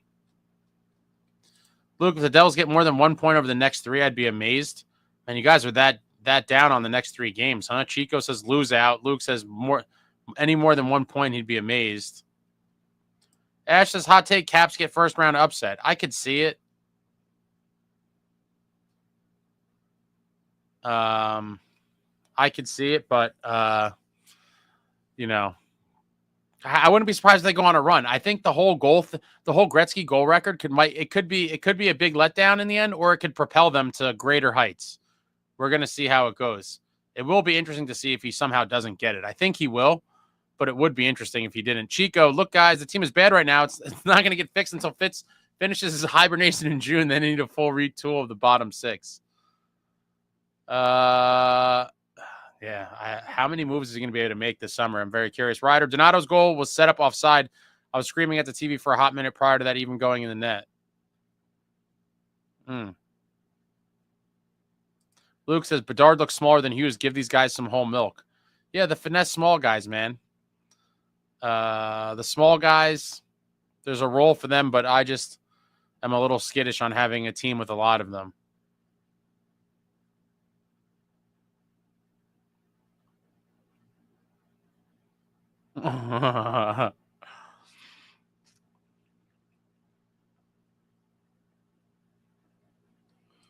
Ace, you think the Devils will adapt some kind of elaborate defensive system in the playoffs to accommodate the loss of offensive weapons like Dougie and Jack? Like, will they totally turtle and go trap? I don't think so. I think they're going to try to play similar to how they have been now. I think that's Keefe's whole plan. It's just that we have breakdowns left and right and, horrible defensive lapses that result in goals against. But they have shown for stretches that they can play good defense.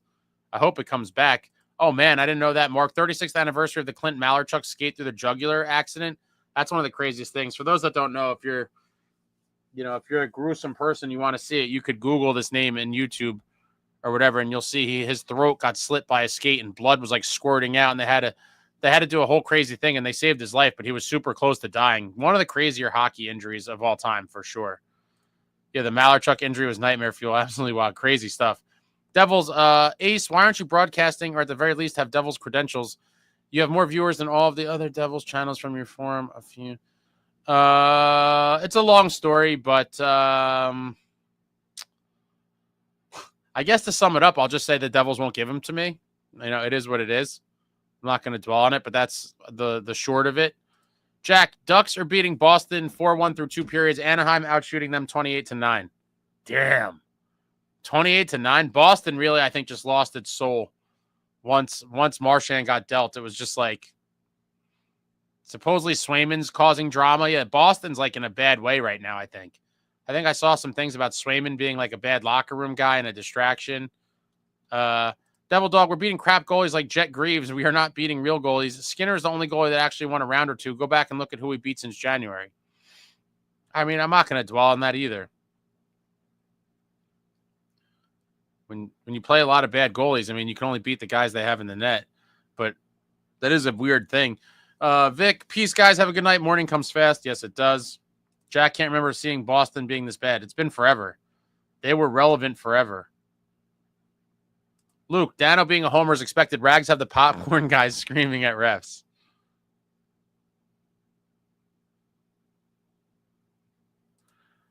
Ace is too critical of the bald buffoon. I want the Devils to win in spite of him. I mean, yeah, obviously I do too, man. That would be great. But the reality is we didn't get the help. We did not get the help that I thought we should have got. Rangers play Anaheim and San Jose next.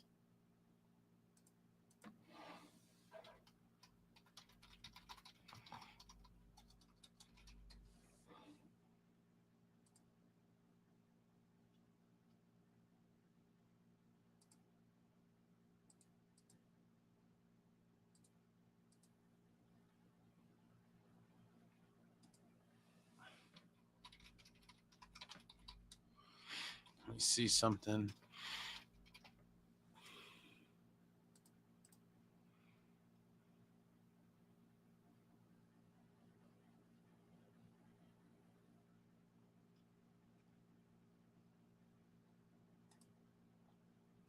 Does Kovacevic have playoff experience? I don't think so.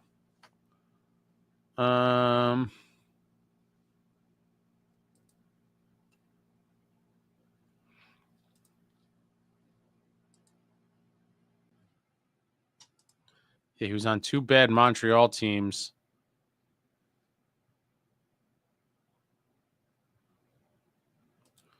Yep, no playoff experience for Kovacevic. He's hopefully going to get some this year.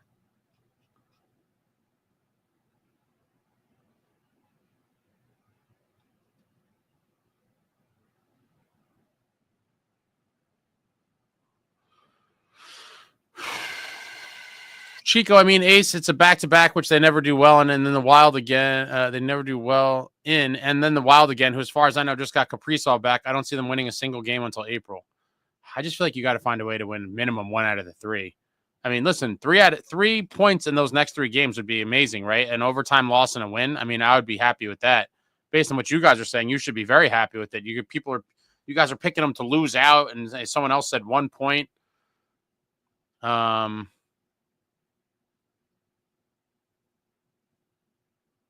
It would be nice if the empty net goal gets Nason going. I would love to see it be a catalyst of a little heater for him.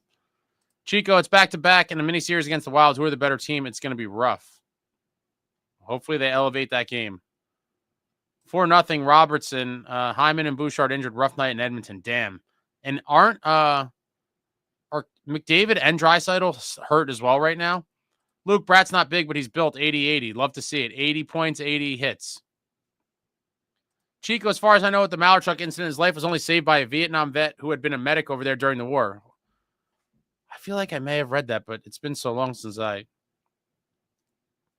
That's crazy. They had to like apply, the videos are. I remember when I saw it as a kid, I was like, whoa. Ryan, respect, if beating the Canes is as far as they go, I'll be content come June. Fix up some holes and my fire fits meter will calm down just a little bit. Oh, no. I won't be. My meter is never going down. I'm not letting a series win deter the vision. Chico, I'll do backflips if they manage to beat the Canes, but I just don't see it with this team right now. Come on, Chico, have the faith. Here's his steps. It's FFKKRR. Fire fits, keep, retool roster. I like that.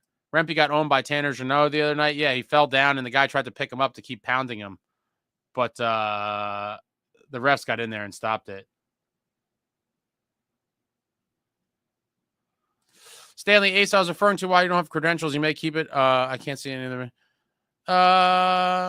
It's just gatekeeping, man. It's the same as anything else. I was explaining it. One of my friends had asked me about it, who's not like big into hockey, and I basically use the analogy of it's like, the frat guy at the door of the frat party, right? It's like they could pick and choose who they let in. There's no, it's their rules. So it is what it is. I'm not sweating it.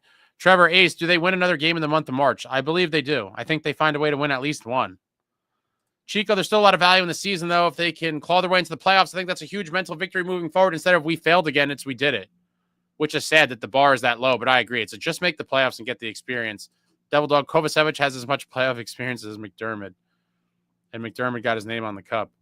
Devils, Ace, who was our starter, Allen or Markey moving forward? They're going to give Markey the opportunity, and I think it will be his net, assuming he doesn't, completely bomb. Because Markey does have the higher ceiling. If he gets back to where he needs to be, he gives us our best chance. Mark says, being credentialed isn't just Ace showing up and asking. Pretty sure it's a longer process, and Ace may have to be a member of a sports press association. Listen, man, in the end, it's all BS. Let's be real. You see the questions that are getting asked there. No offense to anybody. I'm more than capable of doing that, regardless of all the nonsense. But, if people want to use that sort of stuff as the red tape, it's fine. I don't really care.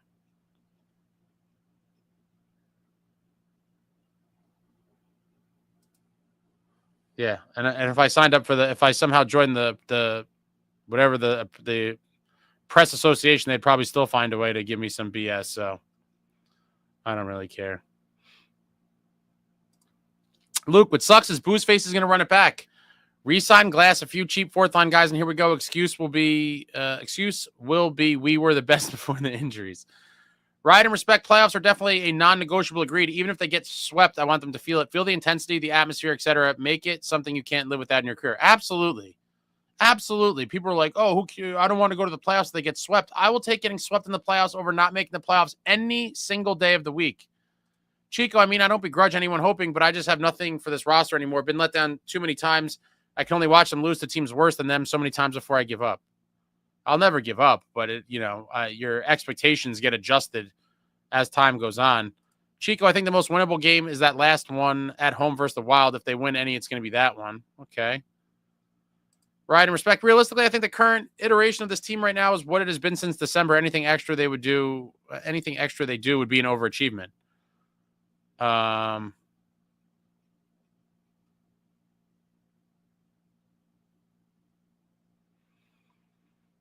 They got to get back to that December play, though. Mark, I'll be satisfied if NJ makes the playoffs and the Rags don't. Not happy, but satisfied. This guy says you need a contact or a sponsor or you won't get in. I could legitimately see Draisaitl getting fed up and leaving Edmonton. I don't think so, man. Why would you not want to play with McDavid for as long as possible? Devils 25. How did Trey get creds from Locked On Devils? It's a mystery. Building a mystery. Again, it's just gatekeeping. There's a guy at the door. They pick who they let in. It's fine. Chico, you scored a goal today. How did that feel? How did the players feel going into this matchup? You saw a big game from ABC player, right? Yeah, Chico, I can't fathom how I would ever, be able to conjure up those questions with all the pressure. Jason, no, Trey's a play-by-play guy and went to college for broadcasting, I think. I think he went to some sort of journalism or broadcasting school.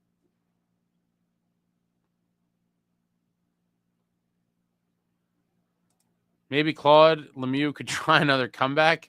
I think Claude's chilling. He's an agent now. Sean, we still have Ace, so the media stuff means Chief, Devils, thank you, and I apologize, Ace. I know he's a friend of yours, but Trey Matthews takes on the team are a joke, and he gets credentials. Insane. He called out Keefe over the Kobe comment. I don't know. Did he? Did he call him out? I didn't see that. I wouldn't be surprised if he did. But, listen, media people aren't supposed to just kiss the team's ass all the time. What media outlet kisses their ass constantly? Obviously, if you're counting the Devils media, I'm not counting that as real media, right? Like Amanda Stein is not real media. She works for the team. That's not media.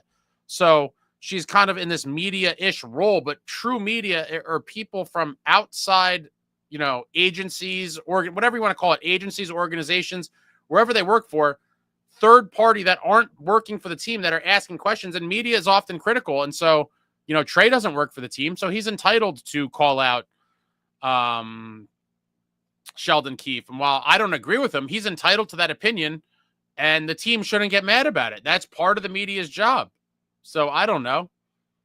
I don't know what their deal is, but yeah, I mean, that's, Trey's prerogative to call out, I guess, calling out Keefe over calling out Kovacevic. Jay Snow, Christy Flannery too. She covers the Devils.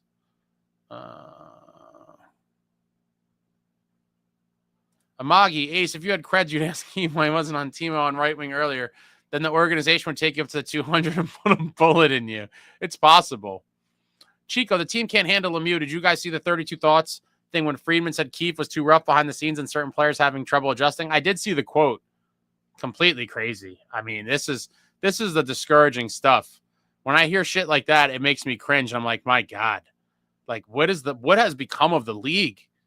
What has become of this league? Assembly Line Entertainment winning now, ironically, makes our future better. The experience for Nemitz and Hughes would be invaluable. Completely agree.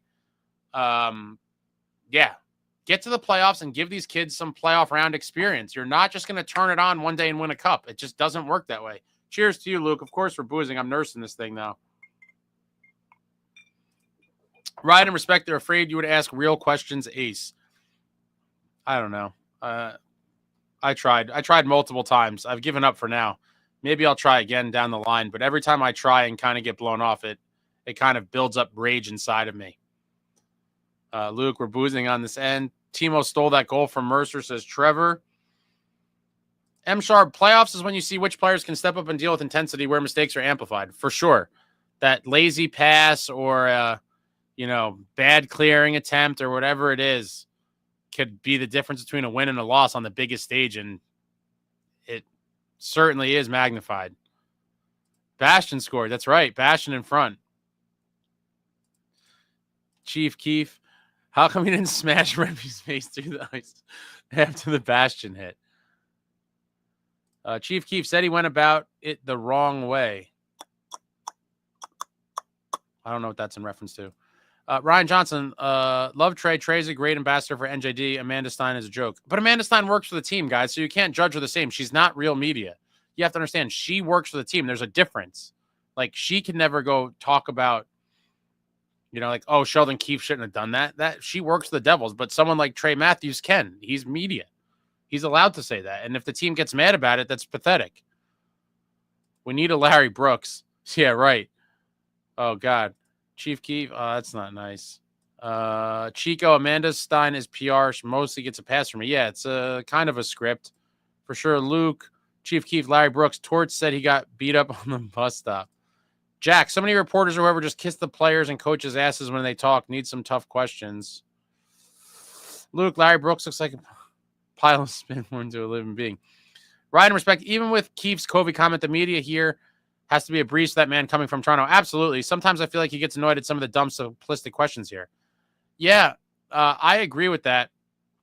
The media here is a million times easier than Toronto. I feel like a lot of times people ask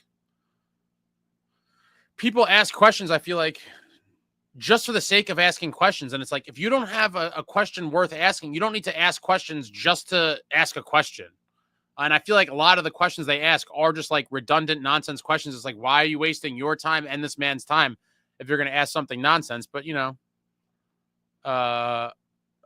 people like it, I guess. I mean, I don't know. I cringe a lot. Mark, Devils media asks hard-hitting questions like, what is each player's favorite ice cream? Well, listen, I'm interested in some of those things as well. Trevor, the guys that get the credentials are usually the ones that won't ask the hard questions and stick to the script. I mean, Daniel Amoya asked some hard questions. He's in there. I feel like he's the only one that asks, for the most part, like relevant questions, for sure. Yeah, Larry Brooks versus Torts is great. It's so great. They had some epic battles back in the day. Jack, a lot of those reporters, most notably Stein, are all on the Devils' payroll and are forced to laugh and smile at the players and kiss their asses. I don't know if it's that extreme, but a lot of them are, and that's not real, what you want to call media.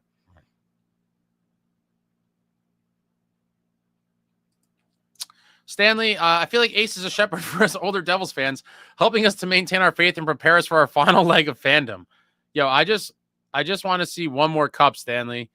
Just one more, man. I didn't think I would be at this age willing to settle to just see one more cup and that I wouldn't see one for so long. But here we are. Now I'm just like, just win one more in my lifetime, please.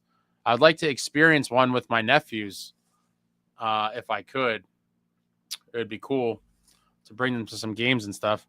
Chico, I think that 32 Thoughts quote is what triggered me to just kind of crater my expectations. How soft was rough behind the scenes that Keefe is too hard for them. Fitzy told you last offseason it was a country club. Luke, tough result tonight, but forget that. What's your favorite song? Devil's Media. It's not that bad. Chico, like, not to denigrate Keefe, I think he's a good coach, but compared to the coaches we grew up watching, he might as well be made of marshmallows. I think behind closed doors, he's probably a little bit rougher than people realize. But yeah, compared to like the Pat Burnses, the Tortses, probably even the Ted Nolans of the world, he's definitely not the same. But society's different. We do live in a society where a lot of the shit people got, we're I guess, for lack of a better term, got away with back in the day. Now is like, no, you can't yell at people. They have feelings. Sean, Dirty Devil Vodka on sale in Florida, 15 a bottle. Bought stock tonight. Nice. Cheers to that, Sean. Load up. Damien, the people who can't handle Keefe should be traded or walked out the door to free agency. I agree. Ale, cool. You do. Bastion did score. He scored indeed. Chief Keefe, I guess you don't watch the game very well. Nice Lindy Croat. Ryan, respect, Amanda's doing her job. Can't blame her for that. The problem is the actual media they choose to let in. Yeah, I agree with that. Amanda's a Devils employee, so, it is what it is. And they pick what media they want there.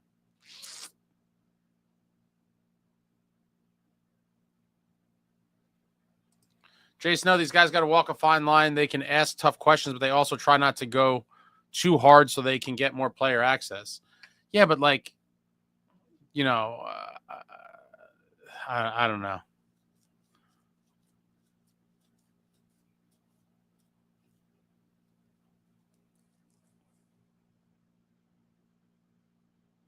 Mark, not sure what good asking tough questions does. Anyone remember Ruff's? You obviously weren't watching the game, remark. No, I mean, listen, sometimes when you ask questions, you're going to get a snippy answer. That's all part of the business too. Not everything's going to be, sunshines and sunshine and unicorns. Sometimes you're going to get in those little kind of moments. And that's all part of it.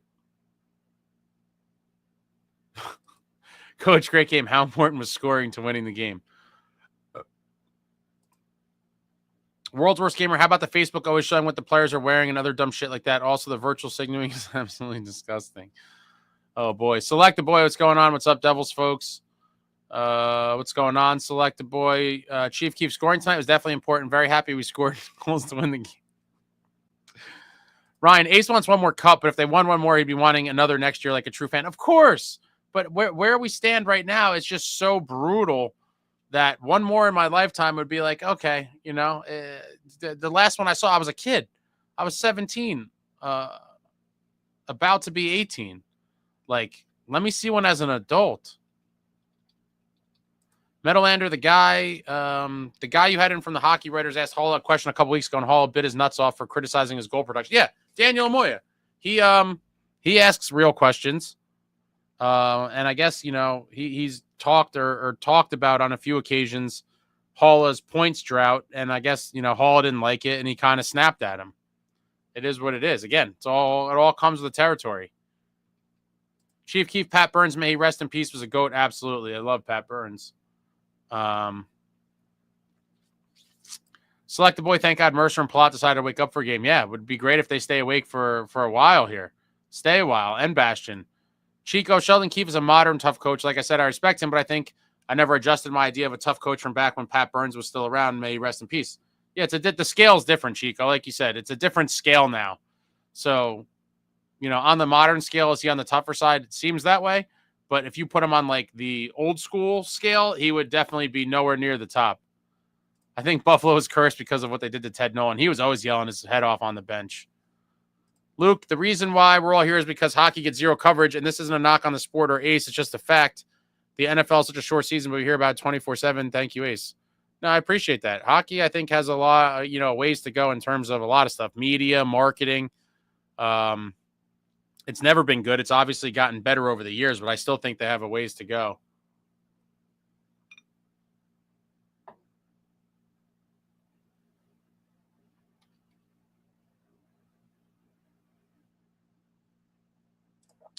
Chico, it's so hard to win a cup that the most valuable team in the NHL hasn't done it since before man landed on the moon.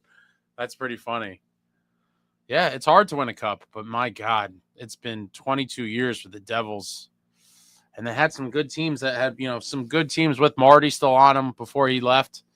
And then it's been pretty terrible, post-Marty outside of the 22-23 season. I mean, the 17-18 team we knew was going to get killed.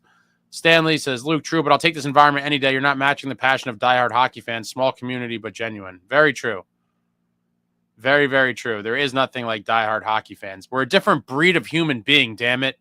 We are a different breed of human being. Paul, every time I hear Boo's face, it makes me laugh. I laugh too. It is funny. I think Luke is the one that started that, and it kind of stuck. And everyone ran wild with it starting a few weeks ago. Rags are 7 away from 40. Yeah, it's pretty wild. Sean, I raced home after the game from the bar to watch Ace and hang with you guys. I guess there was nothing good going on at the bar.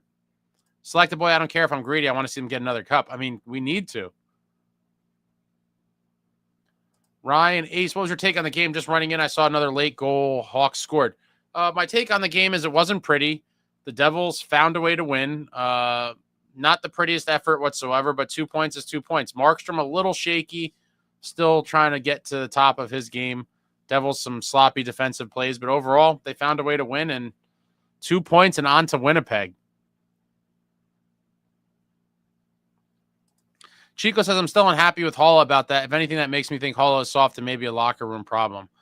I don't know. I think, again, people always make a bigger deal out of these things. He was getting killed online for it. Like, it was, I guess, probably inappropriate for him to act the way he did. But, like, he's a human, man. Like, I think Daniel was writing shit like, just doing his job. But, like, writing posts like, Eric Hall is scoreless since, Thanksgiving. Like, just reporting facts. But I think over time it just gets to a lot of guys, not all of them, but a lot of them. And I think Eric Hall, it just built up, just like how Keefe kind of snapped when they said Kovacevic, and he was like, Kovacevic just needs to play better. I think it was kind of the same thing where Hall finally scored that game. He saw Daniel. He asked him whatever unrelated question he asked, and then he just kind of went on a tangent about him getting chirped about his goal scoring. It is what it is. It's I find it all entertaining. It's just kind of, how it works with media and disgruntled players. Jay Snow, when you're young and watch them win, you take it for granted. You don't realize this might not come around for a long time. I did realize, but because the Devils still had so many pieces that weren't super old, like, at that point, I would have thought Marty would get one more. I mean, he had just turned 31. He was born in 72. Yeah, Marty's birthday's in May. So he had just turned 31 during that playoff drive, and obviously we still had Stevens, Niedermeyer, Patty, like the core pieces were there with great, and Lou was very good at tweaking, right? So we had our core, and Lou was just constantly tweaking the rest of it. So we had all the guys there. I thought for sure if someone was like, make a bet right now on the night we won that cup, do the Devils win another cup during Marty's run? I would have been like 100% because, again, Stevens, Marty, Needs, Colin White was a big part of that team. We still had Rafalski, guys like Matt. Like it was a great, even though not star-studded, there was great role players on that team that made up a team. And I definitely would have thought we would have won another one. Luke said Chicklets took off because of what I said, no coverage. Yeah, I mean, it's a very it's a hockey-centric, not even hockey-centric. It's just totally hockey type of entertaining show. Yeah, there not many things really exist like that out there. Richard, a lot of important games left, no shit, but they better be prepared for a heavy game and smothering forecheck from the Canes. They stood up Jack going through the neutral zone, play heavy. I would hope so.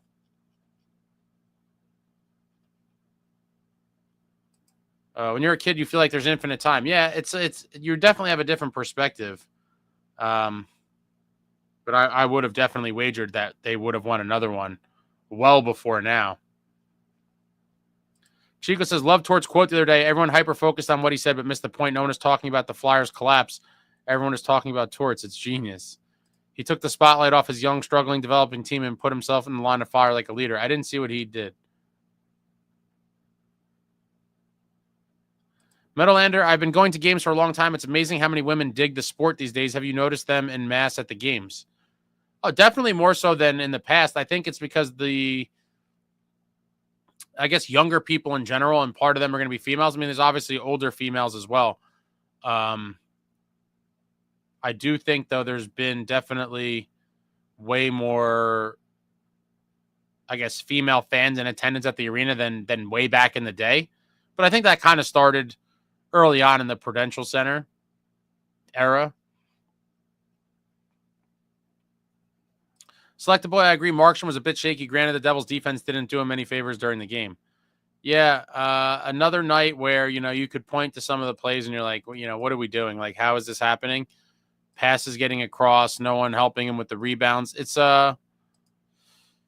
hopefully something that gets figured out very soon, guys. But I will take 2 points any way they come. And it was a good one. Dogzilla, 88 teams squeaked in on the final game of the season and rode a hot rookie goalie to Game 7 of the Eastern Conference Finals. Magical run. I'll be happy if they could win a few rounds this year. I mean, realistically, I'd be happy with one. The more the merrier, but one would be amazing. Sean says, to be fair, it was a Florida bar. Okay.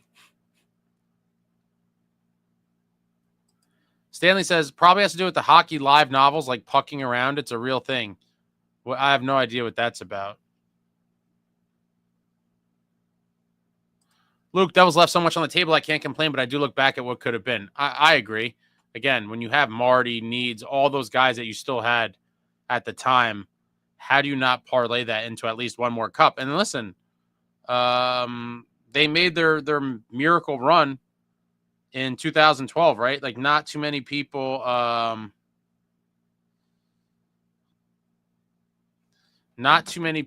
were picking the Devils to have a great year that year, and they came together. They got hot at the right time. They went to the finals. Unfortunately, couldn't get it done, but that would have been a great one. Chico, I think Lou just let a little too much walk after the lockout. I think if they manage to keep Gomez after 06-07, they do get one more cup. Parisi, Gomez, Kovalchuk. Oof, that would have been a filthy line. Filth. Stanley, one more would have been nice. It bothers me a lot that Zajac never got one. Awesome and loyal Devil. Yeah, I would have loved to see him get one. Andy Green, I would have loved to see get one. Lou was at his best with tight budget. He was never good at free agency. Trevor Ace, what's your favorite hockey movie? Mine has to be Youngblood. Love that movie since I was a kid. I got to go Mighty Ducks. As corny as it is, I have to go Mighty Ducks, but there's so many good ones. Obviously, Slapshot. I've actually never seen Youngblood. It's been on my list for a while. Mighty Ducks, Slapshot, Miracle. I mean, there's a lot. I basically like all hockey movies, even if they're like super cheesy and bad. Like Goon. I enjoyed Goon. That probably got the worst ratings ever. I'd imagine it was terrible. Jay Snow, always tons of females at the games, especially at the Garden, because of how many businesses in Manhattan give out tickets to employees. Slapshot has to be tops. M Sharp, these younger women actually got to play hockey on rinks, not just in the streets. Chico's lowered the bar as well and says, realistically, I'll be happy just to make the playoffs. That's kind of where I'm at. And it's kind of depressing that's the bar now. That like, oh, I'll be happy if we make the playoffs. It's gross. Goon was pretty decent. I liked Goon. I really did. Selected Boy, by the way, how's that tripping on Halla? Was that what was that ref seeing? Seriously? Well, we've been the victim of bad refs all season, guys. It's I'm not surprised. Santa says romance novels. There's an entire genre based on hockey. I had no idea. Romance novels are not my thing. Selected Boy, the saying always holds true. You can't win cups with being to pour. It is crazy how many playoff rounds he's won since he's left the Devils, but just can't win the big one. Brian, I can't understand why we don't split the starts between Dawes and Jake the Snake. We'd probably be winning a lot more games. Goalies are rhythm guys. You want to kind of ride it.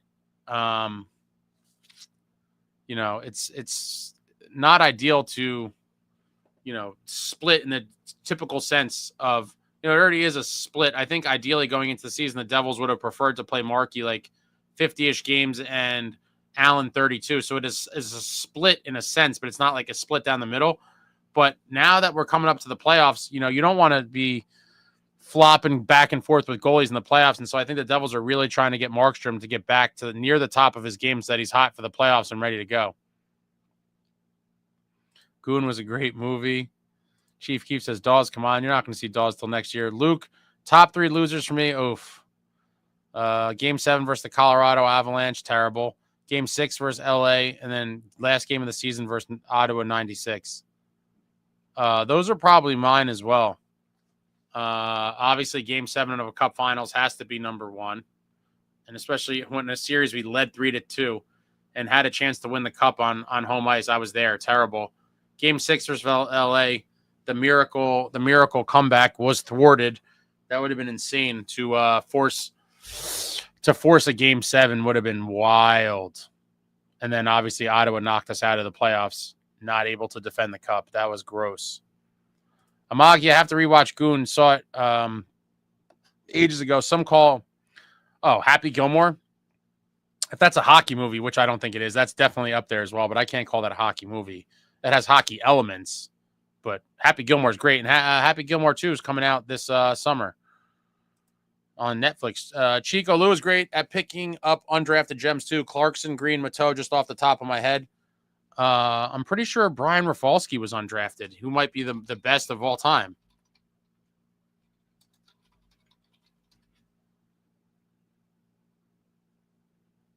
Yeah, Brian Rafalski was in fact undrafted. He's got to be the best one, I would think. Luke, Ace showing his age with the Mighty Ducks. I respect it. I'm 6 years older, but I like those movies too. Yeah. So being 6 years older, you might have been like, you'll still watch it, but it doesn't hit the same. Like when you're the age I am, when that came out, you were like, holy shit. I wanted to go skate with the Ducks in the park and blow the kazoo. Goon is about Link Gates, right? I'm not sure. Is that based on a real story? I know Link is a beast. I've watched a ton of his fights on YouTube from the minors.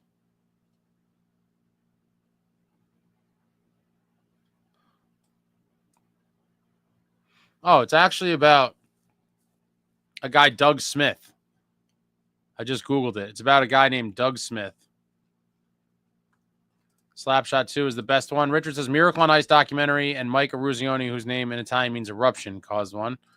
Abby, women are more drawn to hockey because in my experience, we're able to find it and fall in love with it on our own. Football and other popular sports can feel gate-kept by men at times. In what way, Abby? I'm very curious what you mean by that.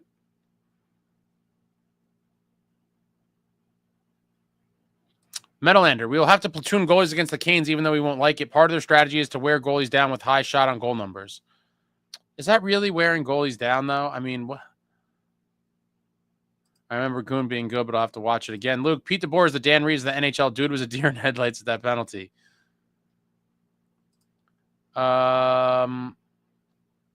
Chief Keef, Ace and everyone in the chat watched Red Army. It's about the Soviets. It's a documentary. Insanely good and exposes the reality of what those guys went through. I think I did see that one. Yeah, the guys that were defecting over here was crazy. Yeah, Happy Gilmore is definitely a hockey movie. Select the Boy says it, or Jason says it's a golfing movie. Select the Boy says it's not a hockey movie. I think Madden was undrafted too. Yeah, because I think I remember saying, when I was that age, it was 2 undrafted guys that came in and had huge, impacts on the team. Yeah, Madden was undrafted as well. Crazy. Two greats undrafted in 2000. Luke, and I'll never pick 94 versus the Rags because no guarantees versus the Canucks. They took the Rags 7, and the Devils became the Devils after that. That's definitely up there, though, for me on my list also. Chico, personally, the 06-07 season still haunts me a bit. I think there was a potential run in there, a Devils-Ducks rematch in the final, and they got pummeled by the Sens in round 2. Yeah, Madden and Rafalski both undrafted. I just watched That's My Boy. The movie's hilarious. I don't know what that movie is. I believe Happy Gilmore is a golf movie. Luke says Abby's getting too deep for me. Select a Boy, it is actually... Goon. I guess it's in reference to Goon. Metalander, most of the characters on opposing teams in Slapshot were modeled after the Broad Street Bullies. Dave Schultz and such. Richard says, all right, kids, 6 push-ups and off to bed. Ace, thanks, man. Have a good night. Hopefully we win in Winnipeg. Luke, Ace goalies like pitchers nowadays. They need to play here and there. I hate it. I need voice recognition. I can't type and spell check at the same time. Madden made Holik loss something. Loss a plus. Oof, the Carolina losses are brutal too. Go watch That's My Boy. It's an Adam Sandler movie. It's mad funny. Oh, I think I may have seen that. Is that the what's the character's name? What's his character name in that movie? Chico, before the 04-05 lockout, Lou was just unmatched in my opinion. By far the best GM in the NHL. He was still good between 04-05 and 12-13. Then that second lockout just changed hockey too much for him. Lou had the pulse of the team always, and he wasn't afraid to can coaches, even if we're in first place, trade players that were popular, and he just always did what he thought was in the best interest of the team. Lou definitely always had his finger on that pulse, though. Devil Dog, The Last Gladiators, good doc about Chris Nyland, Donald Brashear, Marty McSorley, and the Goons from the 80s or 90s. I think I watched that on I think that was on Netflix. I'm pretty sure I watched that on an airplane.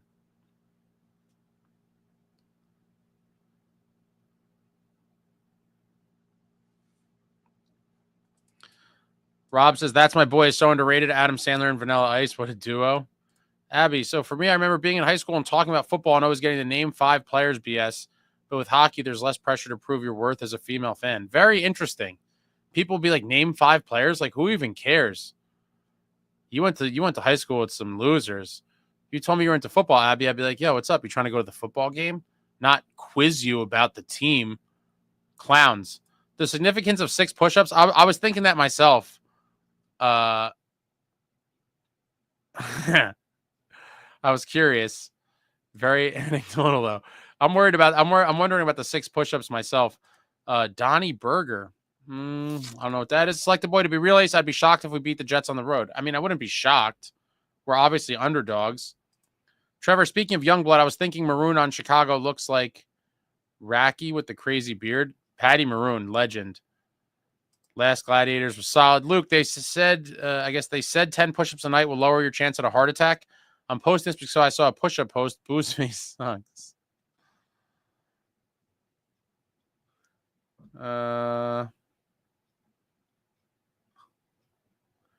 Abby says I'm 22 and I hate basketball. Good for you, Abby. Basketball is boring as shit. Hockey's the greatest sport ever. Have you ever been to a game live, Abby? All right, I'll be right back. You guys know what time it is. Bathroom break. I'll be back in 2 minutes. Throw questions, comments, thoughts, suggestions, whatever you got, throw it out there in the chat, and I will start winding this thing down when I return. But throw out whatever you got for me in the meantime. What was I going to say? If you haven't seen it yet, check out. Whoa. Check out the thing I did. Did a little Devils conversation with Pasha from Spit and Chicklets earlier. Man, I'm losing my mind. I'm freaking tired. I did a little Devils combo with Pasha from Spit and Chicklets. I just dropped the link in the chat for that. But I will be right back. Bathroom break. I'll be back in 2 minutes. Questions, comments, like a lot of good suggestions last time. I jotted some down. If you have any suggestions of any kind, like I always give the disclaimer, I can't guarantee that I'll do them, but I definitely look at reading them, and some of them I will do in some way. So any suggestions, thoughts, whatever you got, throw it out there. We'll start winding this thing down. I'll be back in 2 minutes. 2 minutes.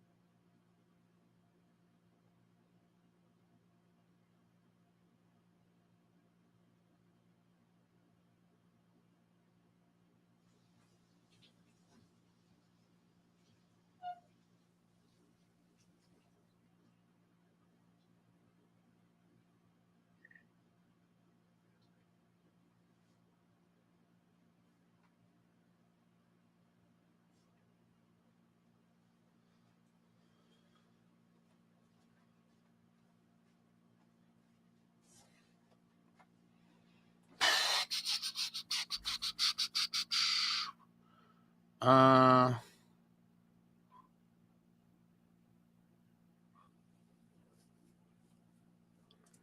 Pat Maroon. Love Patty Maroon. I wish he came back to the Devils a couple of years ago, but it's over now. It's his last season. Stanley says basketball is dog poop. Luke, the last cam is on the site. It's gonna premiere Sunday. I'll drop the link to that too. The premiere is up. It will be Sunday at 5 p.m. I just posted the link in the chat for that as well. Sunday at 5 p.m. that goes live. Chief Keef says, Ace, how many injuries do you sustain if the team went through Soviet-style training for a week? Half the team. Oh, Chico. Basketball is awesome. Come on, man. Come on, man. Devil Dog, I got jet lagged going from Eastern time to Central time zone. Basketball is almost as boring as the CFL. I don't know if I'd take it that far, but I'm not a fan of the current basketball situation. Chico, per Moya, Bratt needs 16 points in 9 games to hit 100. He's gotten 14 in his last 8. It's going to happen. Jesper Bratt, 100 points. I mean, it would be sick. What an accomplishment that would be. Stanley says, Chico, basketball was awesome. Game has gone to absolute shit the last 10 years. I don't like basketball at all. And then Chico says, tell me you're a boomer without telling me you're a boomer. I mean, I don't see how you could think the 90s basketball wasn't better. It's all about threes. Basketball is better than it's ever been. No way. Basketball is softer than ever. Basketball sucks. No killers like Kobe anymore. Rest in peace to the Black Mamba. Kobe was one of my favorite players ever. He was so fun to watch. I got to see him play live a couple times. Him and Shaq were ridiculous together. I saw them actually. They three-peated against the Nets in Continental. Shaq and Kobe three-peat on the Continental floor against the Nets. I was there. Luke, I won't shit on hoops. Just never my game. I did play it, though. I love football and hockey. Wish I played baseball and I follow national soccer. Like boxing, wrestling, and MMA, too. Of those only...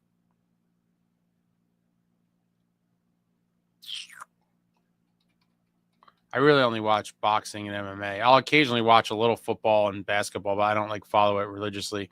Stanley says, not old enough to be a boomer, but just keeping it real. It's no comparison to old school ball. I agree. Devil Dog, awesome in the 90s. I agree. Chico says, no killers like Kobe anymore. Just say you don't watch the sport. Yeah, but there isn't, guy. Who is the closest thing to Kobe now? Again, it's just a different era of athletes. There's good players, sure. There's star players, but who's on that level? Select a boy. Which team do you think has the best goal horn ace? I don't know offhand, but I would love the Devils to bring their old goal horn back. I think the team Finland used it for the Four Nations tournament, and it was crazy to hear. The old goal horn was sick. Luke says, if there's someone here old enough to be a boomer, I'd be shocked. Jason, I watch plenty of basketball. Who's got that killer mentality in today's game? I'm curious to know. I don't follow it enough to know. Abby, I'm a Devils season ticket holder, but I only have 1 ticket, so I swap to bring my brother pretty often. I live in PA, so I mostly make it to weekend games because of work. Nice. That's dedication. Dedication. Malerchuk was saved by the trainer who was a former USA Army combat medic in Vietnam. Stanley, I played a lot of basketball growing up, so it pains me to see what the game became League of Divas. I think that's a lot of sports now. Oh, my God. How many chat comments did you guys put in here? League of players who know their worth. Oh, boy, Chico. Jack, when the team is fully healthy, would you consider a first power play unit of all forwards? First unit would be Jack, Bratt, Nason, Hischier, Meier. Second unit, Luke, Dougie, and 3 others. No, I think when you have a guy who's as good offensively as Luke, you don't need to, because in the end, I would say Luke on a power play is more dangerous than most of our forwards. And so if you have Jack, Bratt, let's just say Jack, Bratt, Nico, and Timo out there, I think your next most deadly guy probably is Luke because what he could do from the blue line. So I do think there is no real benefit to taking Luke off there and going 5 forwards because in that regard, Luke is just as good, if not better, than all of the other forwards who aren't already on the ice with him, if that makes sense. He said Toronto has a 5-forward power play, and it's great. But I'm trying to think. I don't think they have a defenseman that could do what Luke can do. But in theory, I wouldn't be against it. But because we have Luke, I don't think it's necessary. Chico says Pat Maroon is the slowest skater I've ever seen, but he makes it work somehow. Love the guy. Always loved Maroon. Bring back Jamie Langenbrunner. Dogzilla held the artery shut with his bare hand until they got him to trauma doctors. Oh, my God. It gets worse. I like soccer too. Soccer's not my thing. I have a lot of friends that like it. Abby, 1.5 hours there and back. Damn, and you made it to 17 games. That's impressive. Stanley says, Chico. Oh, wait, Chief Keith, the basketball is trash. Then Stanley says, Chico, the sport is unwatchable. When you have some random rube throwing up 40 to 50 points like it's nothing, you know there's problems. They play no defense. Go back and watch 90s basketball. The stars were good, but the average player looked Humpty Dumpty out there, fumbling around to throw out a long two for no reason. Yeah, against the Nets, Jay Snow. That Nets team was fun to watch. World's worst gamer. NBA is absolute trash. Threes from everywhere. No D. Coaches can't coach. Al, cool. Basketball sucks. I've never seen so many timeouts in the last minute of a sport game. Husky Unchained. Ace. I'm just seeing things. Almost at 6K subscribers. Well done, Ace. Hit the like and have a good night. Thanks for that. Hit the like. Hit the thumbs up. Kobe's an all-time great, man. Tatum. I know people like Tatum. I like the Devils' current goal horn, seeing as it's a real one. Amagi, I like the goal horn that sounds like boats, like the Anders one. Those are amazing. Shaq Diesel, ridiculous. Army says 80s hoops better than anything else. It was like hockey and b-ball combined. B-ball blows now. You're talking about the days of the bad boy Pistons just crushing people. Ride and respect, but if we're talking about today's game, he's right at the top. Dogzilla going Luke 9 times 8 for 72 million. I could see it. Luke, NFL's been ruined by overexposure and corporate mentality. F the fans and cater to the sponsors. NBA and MLB the same. NHL is trying to be like them, which sucks. Corporate sucks. I agree. It's all about the money. Chico, Riley is having a brutal year from the looks of it. I think that's mainly why they've tried a 5-forward power play. Corporate ruins everything, says Stanley. Chico, I mean, it's all threes, no defense. It's just flatly wrong. That's exactly how I know half of you don't watch any basketball.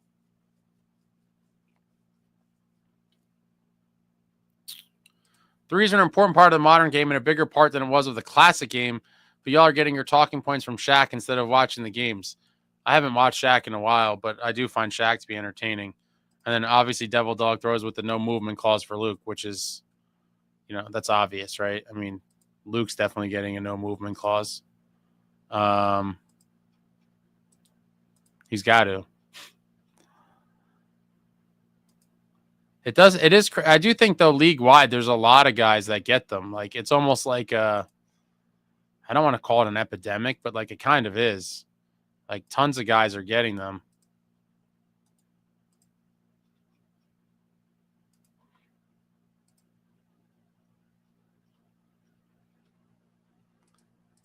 Luke says, if Luke goes 8x8, how will Booze Phase ruin it?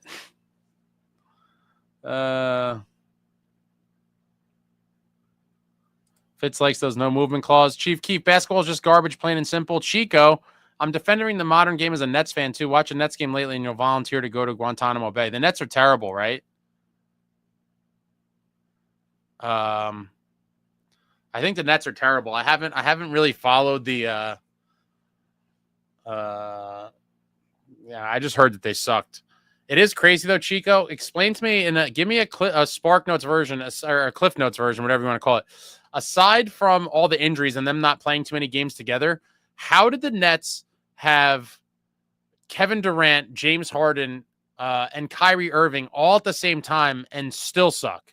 How is that possible? Jay Snowy hands in no move clause with every deal. Abby, my little brother is 13 and loves you, Ace. Every time we go to the game, as we walk back to the car, he's already asking to see if your post-game is on. Nice. Tell your brother I appreciate that. Wait, so Abby, so you drive an hour and a half, just you and your brother, to the game? Your parents are pretty cool. I could see a lot of parents not being cool with that. An hour and a half, and you're young and your brother's kind of young.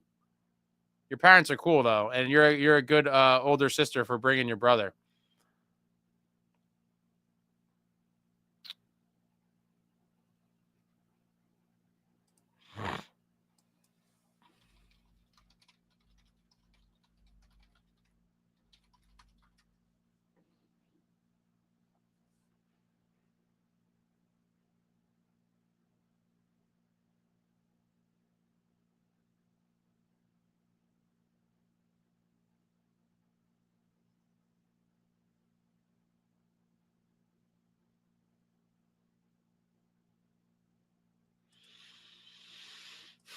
Amagi, what's the difference between a no move clause and a no trade clause? I forget. I looked this up recently too. There's like a so obviously a no trade clause, the player has to provide, like, approve it. But it's not, the no move clause is even more of a pain in the ass for the team to get around. Okay, the no move clause prevents them from being waived or assigned to the minors without their consent. That's the difference. Okay, and then the trade clause is only trade. Cool. I'd rather watch 162 baseball games than one NBA game. I can't get into baseball either. Right and respect, guys. Getting them thinking they're prime Sidney Crosby with some of these ridiculous clauses. Oh yeah. Luke, Ace, I got to say your setup has inspired me to get all my old Devil stuff together for my new bar. Nice. This is a somewhat temporary setup. I hope COVID really messed everything up for me, but and a lot of people. But I'm hoping I have a plan in my brain of what the final studio setup will consist of, and it's insanity. Chico, the Nets are painful to watch. It physically hurts me. It hurts me in the feelings. So just don't care. Jack, no move clause can be killer. The Blues single-handedly ruined their blue line with them. They gave no move clauses to Krug, Letty, and Justin Falk, all of whom are over 30. No moves are bad. Look at Palat, too. Stanley, who names their team after a borough? The Nets are a loser franchise because those Nets had no heart. Jack, you get stuck with players and the teams get screwed when they want to move them. Even if other teams want them, there's no guarantee they move. Bad. Chico, oh, that's where the diva narrative is true. Irving is the worst. He wants everything his way and changes his mind every 15 minutes. On top of that, only got like 17 games total with all three. I knew it was a low amount, but still, how do you not win? Jason says, what a good sister. Mine would never take me anywhere. Chico, Irving made them go through like 4 coaches in 3 years. If they had just added KD to those 2019 Kenny Atkinson Nets, it would have worked out. And then Stanley said, I'd never have taken Chico for an NBA fan, but KD and Irving were a package deal. Chico, Harding is just an empty scoring, in my opinion. You can win with him, but you would have to shelter him so hard and basically built entirely around him, and you might get 1 ring. Big sports guy in general. Soccer, basketball, and hockey are the big ones, but I'll watch anything that's on. The new set should include actual fire. Make it happen. I'm not mad at that. I actually like that idea. Oh, we got an all-time list here. Bratt, Arnott, Eliash, Mogilny, Heischer, Langenbrunner, Lemieux, Zajac, McLean, Pandolfo, Madden, McKay, Hughes, Gomez, Niedermeyer, Stevens, Rafalski, Green, Danica, White, Hughes, Brodeur, Schneider, my all-time.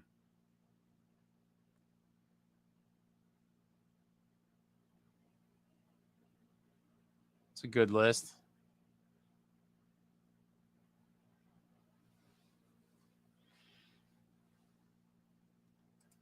Abby, I drive all over, though, because I went to college in Virginia and I've been going to Newark solo for games since I was 18.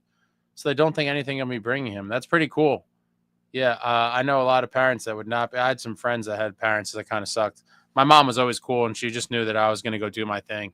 I think the day I got my license, I went to like crazy far places. I was all over the place as a young buck. Rich Smalls, Nets should move back to Prudential Center. All their fans are from New Jersey. Oh, man, I would love if they did that. Not that I'm a huge fan, but I would definitely get more into it. I will say a lot of my interest was lost when they went to Brooklyn. While it's not that far, like miles-wise, you know, the difference, like I think the last time I went to a Nets game was like probably 4 years ago, maybe even 5 years ago. And like, I want to say it took me like 2.5 hours. It's not that far, but it took forever to drive there and park. It was a total nightmare. And I was like, this sucks. You know, during those Jason Kidd, Kenyon Martin, Richard Jefferson years, it was like the same years the Devils were good. And then when the Devils won the Cup in 2003 and, you know, the couple of years before, when I was in high school, the Nets were very good. And I went to a lot of regular season games and playoffs. I saw them battle, you know, Paul Pierce, I think in the Eastern Conference Finals, went to a bunch of Nets games, went to a bunch of finals games both the times they went. I think I saw I think I went to the Spurs. I 100% saw them three-peat, and I went to a Spurs game against the Spurs finals game against the Nets also. Chico, I'm a very casual Giants fan. If someone pulled the name 5 Giants on me, I can get 2. Nice. Pierre Dagenais, what a throwback. Wow. He's definitely at the top of all-time lists. If Dagenais is not on your all-time list, then your list has no merit. He's got to be towards the top.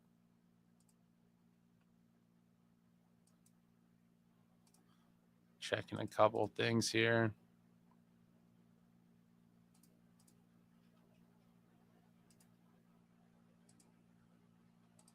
Chico, honestly, I'd say the Devils are the only reason I have any interest in hockey, or at least I'd be a much more casual fan if they didn't exist. Oh man, Luke, I hate feeling the offseason will be worse. Come on, man. Don't put that out there. Ryan and respect. No one from NJ wants to go to Brooklyn to see a shit team. Ownership knows it too. Is there? I could have sworn I heard a rumor. I mean, would they ever really move out of Brooklyn though? I'm not even saying back to New Jersey, but would they ever move? Like, is that a real possibility? I could have sworn I saw a headline or something recently, but I don't. I mean, Barclays is pretty new. Like, I know other stuff goes on there, but would they really move from there? It seems kind of crazy. So soon.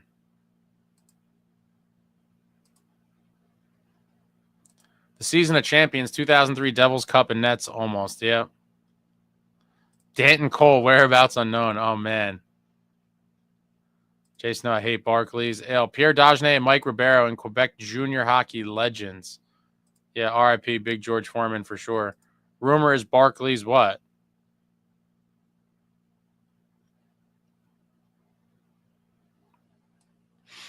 There's a rumor the 76ers might move to NJ, but I think that's a ploy to get Philly to pay for a new arena. Didn't that already pass? I thought that was like everyone knew that was the plan, and it's already over with, wasn't it? They're threatening to move to Camden or something. It was crazy.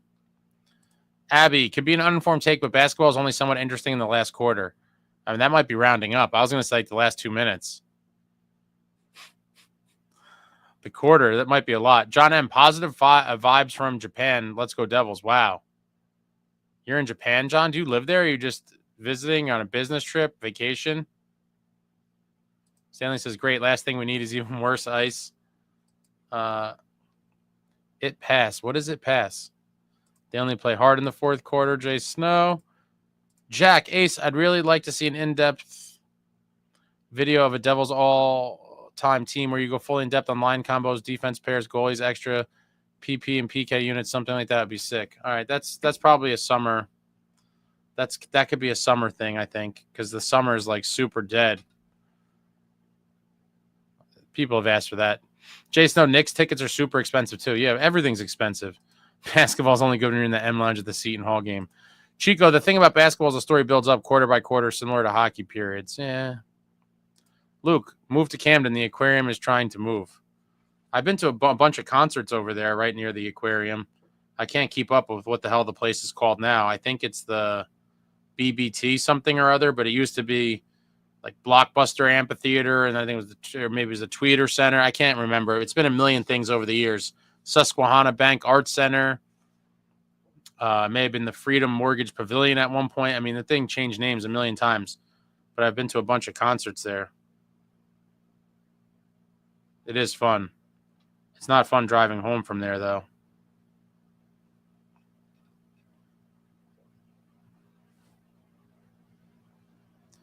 Anyone have anything else before we close it down?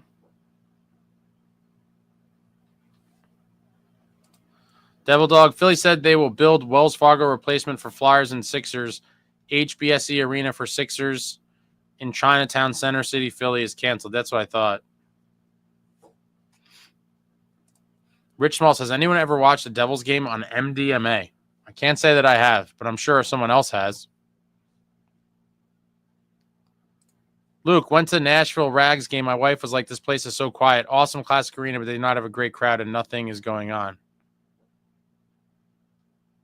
Are you talking about at the Garden, I'm assuming?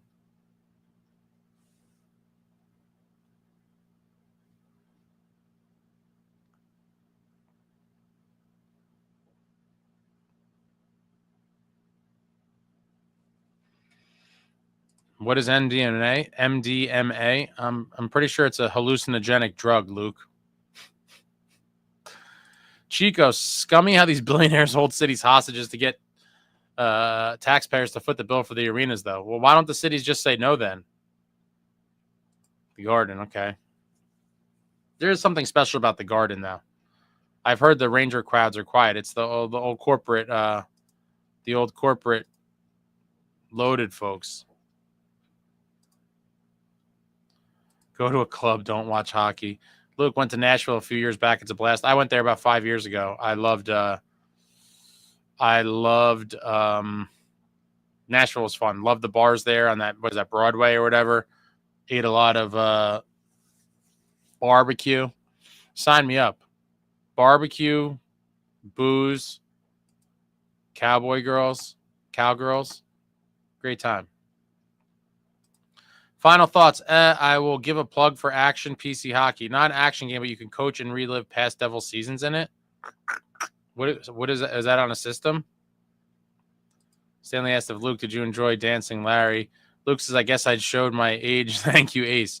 I think that's been around for a while, though. I don't think that's not something new. I feel like I knew what MDMA was like when I was a kid.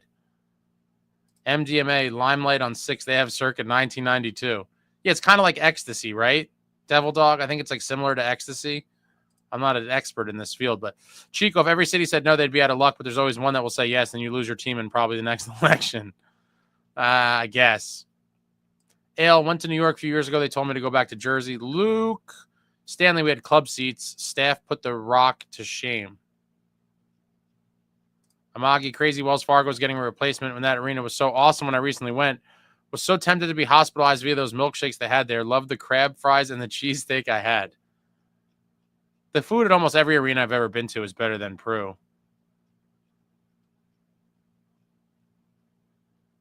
My buddy Goody, I'm late to the party. Win or lose, we booze. They taste better with a W. Of course they do. Victory vodka always tastes better than loser beverages, and it's the first time I tasted Victory vodka in like a week and a half. Metalander, maybe alone, but I'm disappointed with Pesci's play lately. Too many guys standing in our crease waiting for rebounds. Yeah, it happens. Devil Dog is pleading the fifth on his limelight days in the city. Devil Dog, was Limelight the one that was in the church? Was that the club that was in the church? I thought it was. Stanley, the Rock can use some improvement in fan experience for sure. I could use a lot of improvement. Luke says E was coming out when I was a junior in high school. Jason, no, E was huge when I was in high school. Amagi, Prudential just needs to stop brewing up their slop and partner with franchises like Fargo had. Imagine if a Chick-fil-A was in there. It'd be so cool.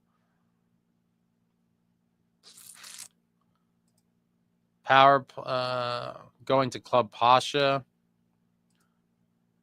Abby, I honestly think the Flyers were trying to get around continually renting the lot, I believe. It's owned by Xfinity, and they pay a shit ton to stay on the campus with the other teams. Odds the Devils sell out if they make it to the playoffs? I mean, if it's I don't know if it'll be a legitimate sellout, but it will be announced as a sellout if you get my drift. It'll certainly be announced as sold out. Will it be truly sold out? I'm going to say against the Canes, no. If they price the tickets at what I think they will, and based on last time, I want to say they were like 200 and up. $200 for a shitty seat in the uppers is kind of a lot for a playoff game against the Canes. Now, they got away with it last time because it was the Rangers. And then the second round was the Canes, but it's the second round. So now you have the excitement of beating the Rangers, and it's in the second round. So I think they did fairly okay in that one too. But a first round matchup with the Canes, I don't think their sky-high tickets prices are going to sit well with people. Devil Dog, United Center is 31 years old. Food options are incredible, but bathrooms had long lines. It was poorly designed. Amagi, was there any good food at Continental Airlines Arena? Not really. I mean, you're talking about, 18 years ago. Arenas typically weren't as like fancy and, all this pizzazz that they have now. It was more basic stuff like, hot dogs, burgers, chicken tenders, very basic. There was no franchise kind of pop-ups of any kind. It was just very basic. Okay, that was the one in the church. I remember. I never went there, but I remember knowing about it.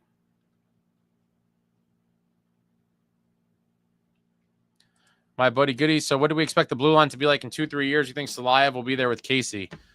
I would think either 2 or 3 more years we will see Salayev. Whether Casey makes it, I don't know. I just don't see how we would hold on to Casey and Nemitz for that long with all the other guys. But who knows? If other guys are traded, it's possible. It's possible. Some vets would have to be moved out to free up spots.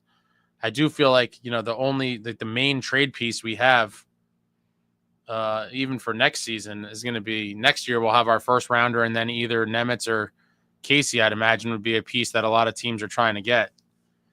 Any poutine at Prudential? No. I had some poutine in Montreal last winter, though. It was amazing.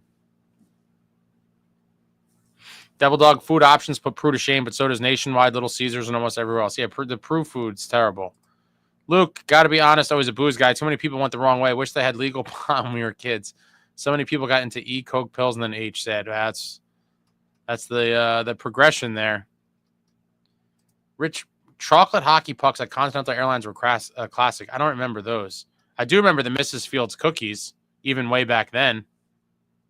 And the hot chocolate. No poutine is tough. Casey's cheaper based on where he's drafted. There is poutine, but it's gravy and mutts instead of cheese curds. It's foul. First of all, those fries are amazing, but do they have that at the arena? I didn't think they had that. I wouldn't get that at the arena anyway.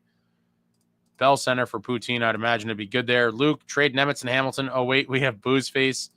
There's a ton of poutine at the games. Is there? I don't really...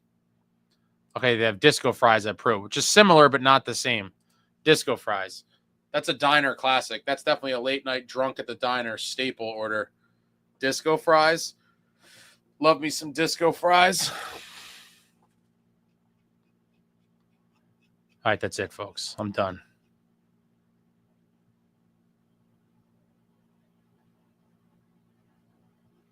Your New Jersey Devils go to Chicago and get 2 points by beating the Chicago Blackhawks by a score of 5-3. Very curious to see how the next game Friday night in Winnipeg goes. Who will be in net? Who's going to be the hero? Would love to win that game. But the Devils get a step closer to a playoff berth, and you'd love to see it. Some unexpected goal scorers: Dawson Mercer, Bastian, Palat. Wow. Stefan Nason reemerging, getting his 20th.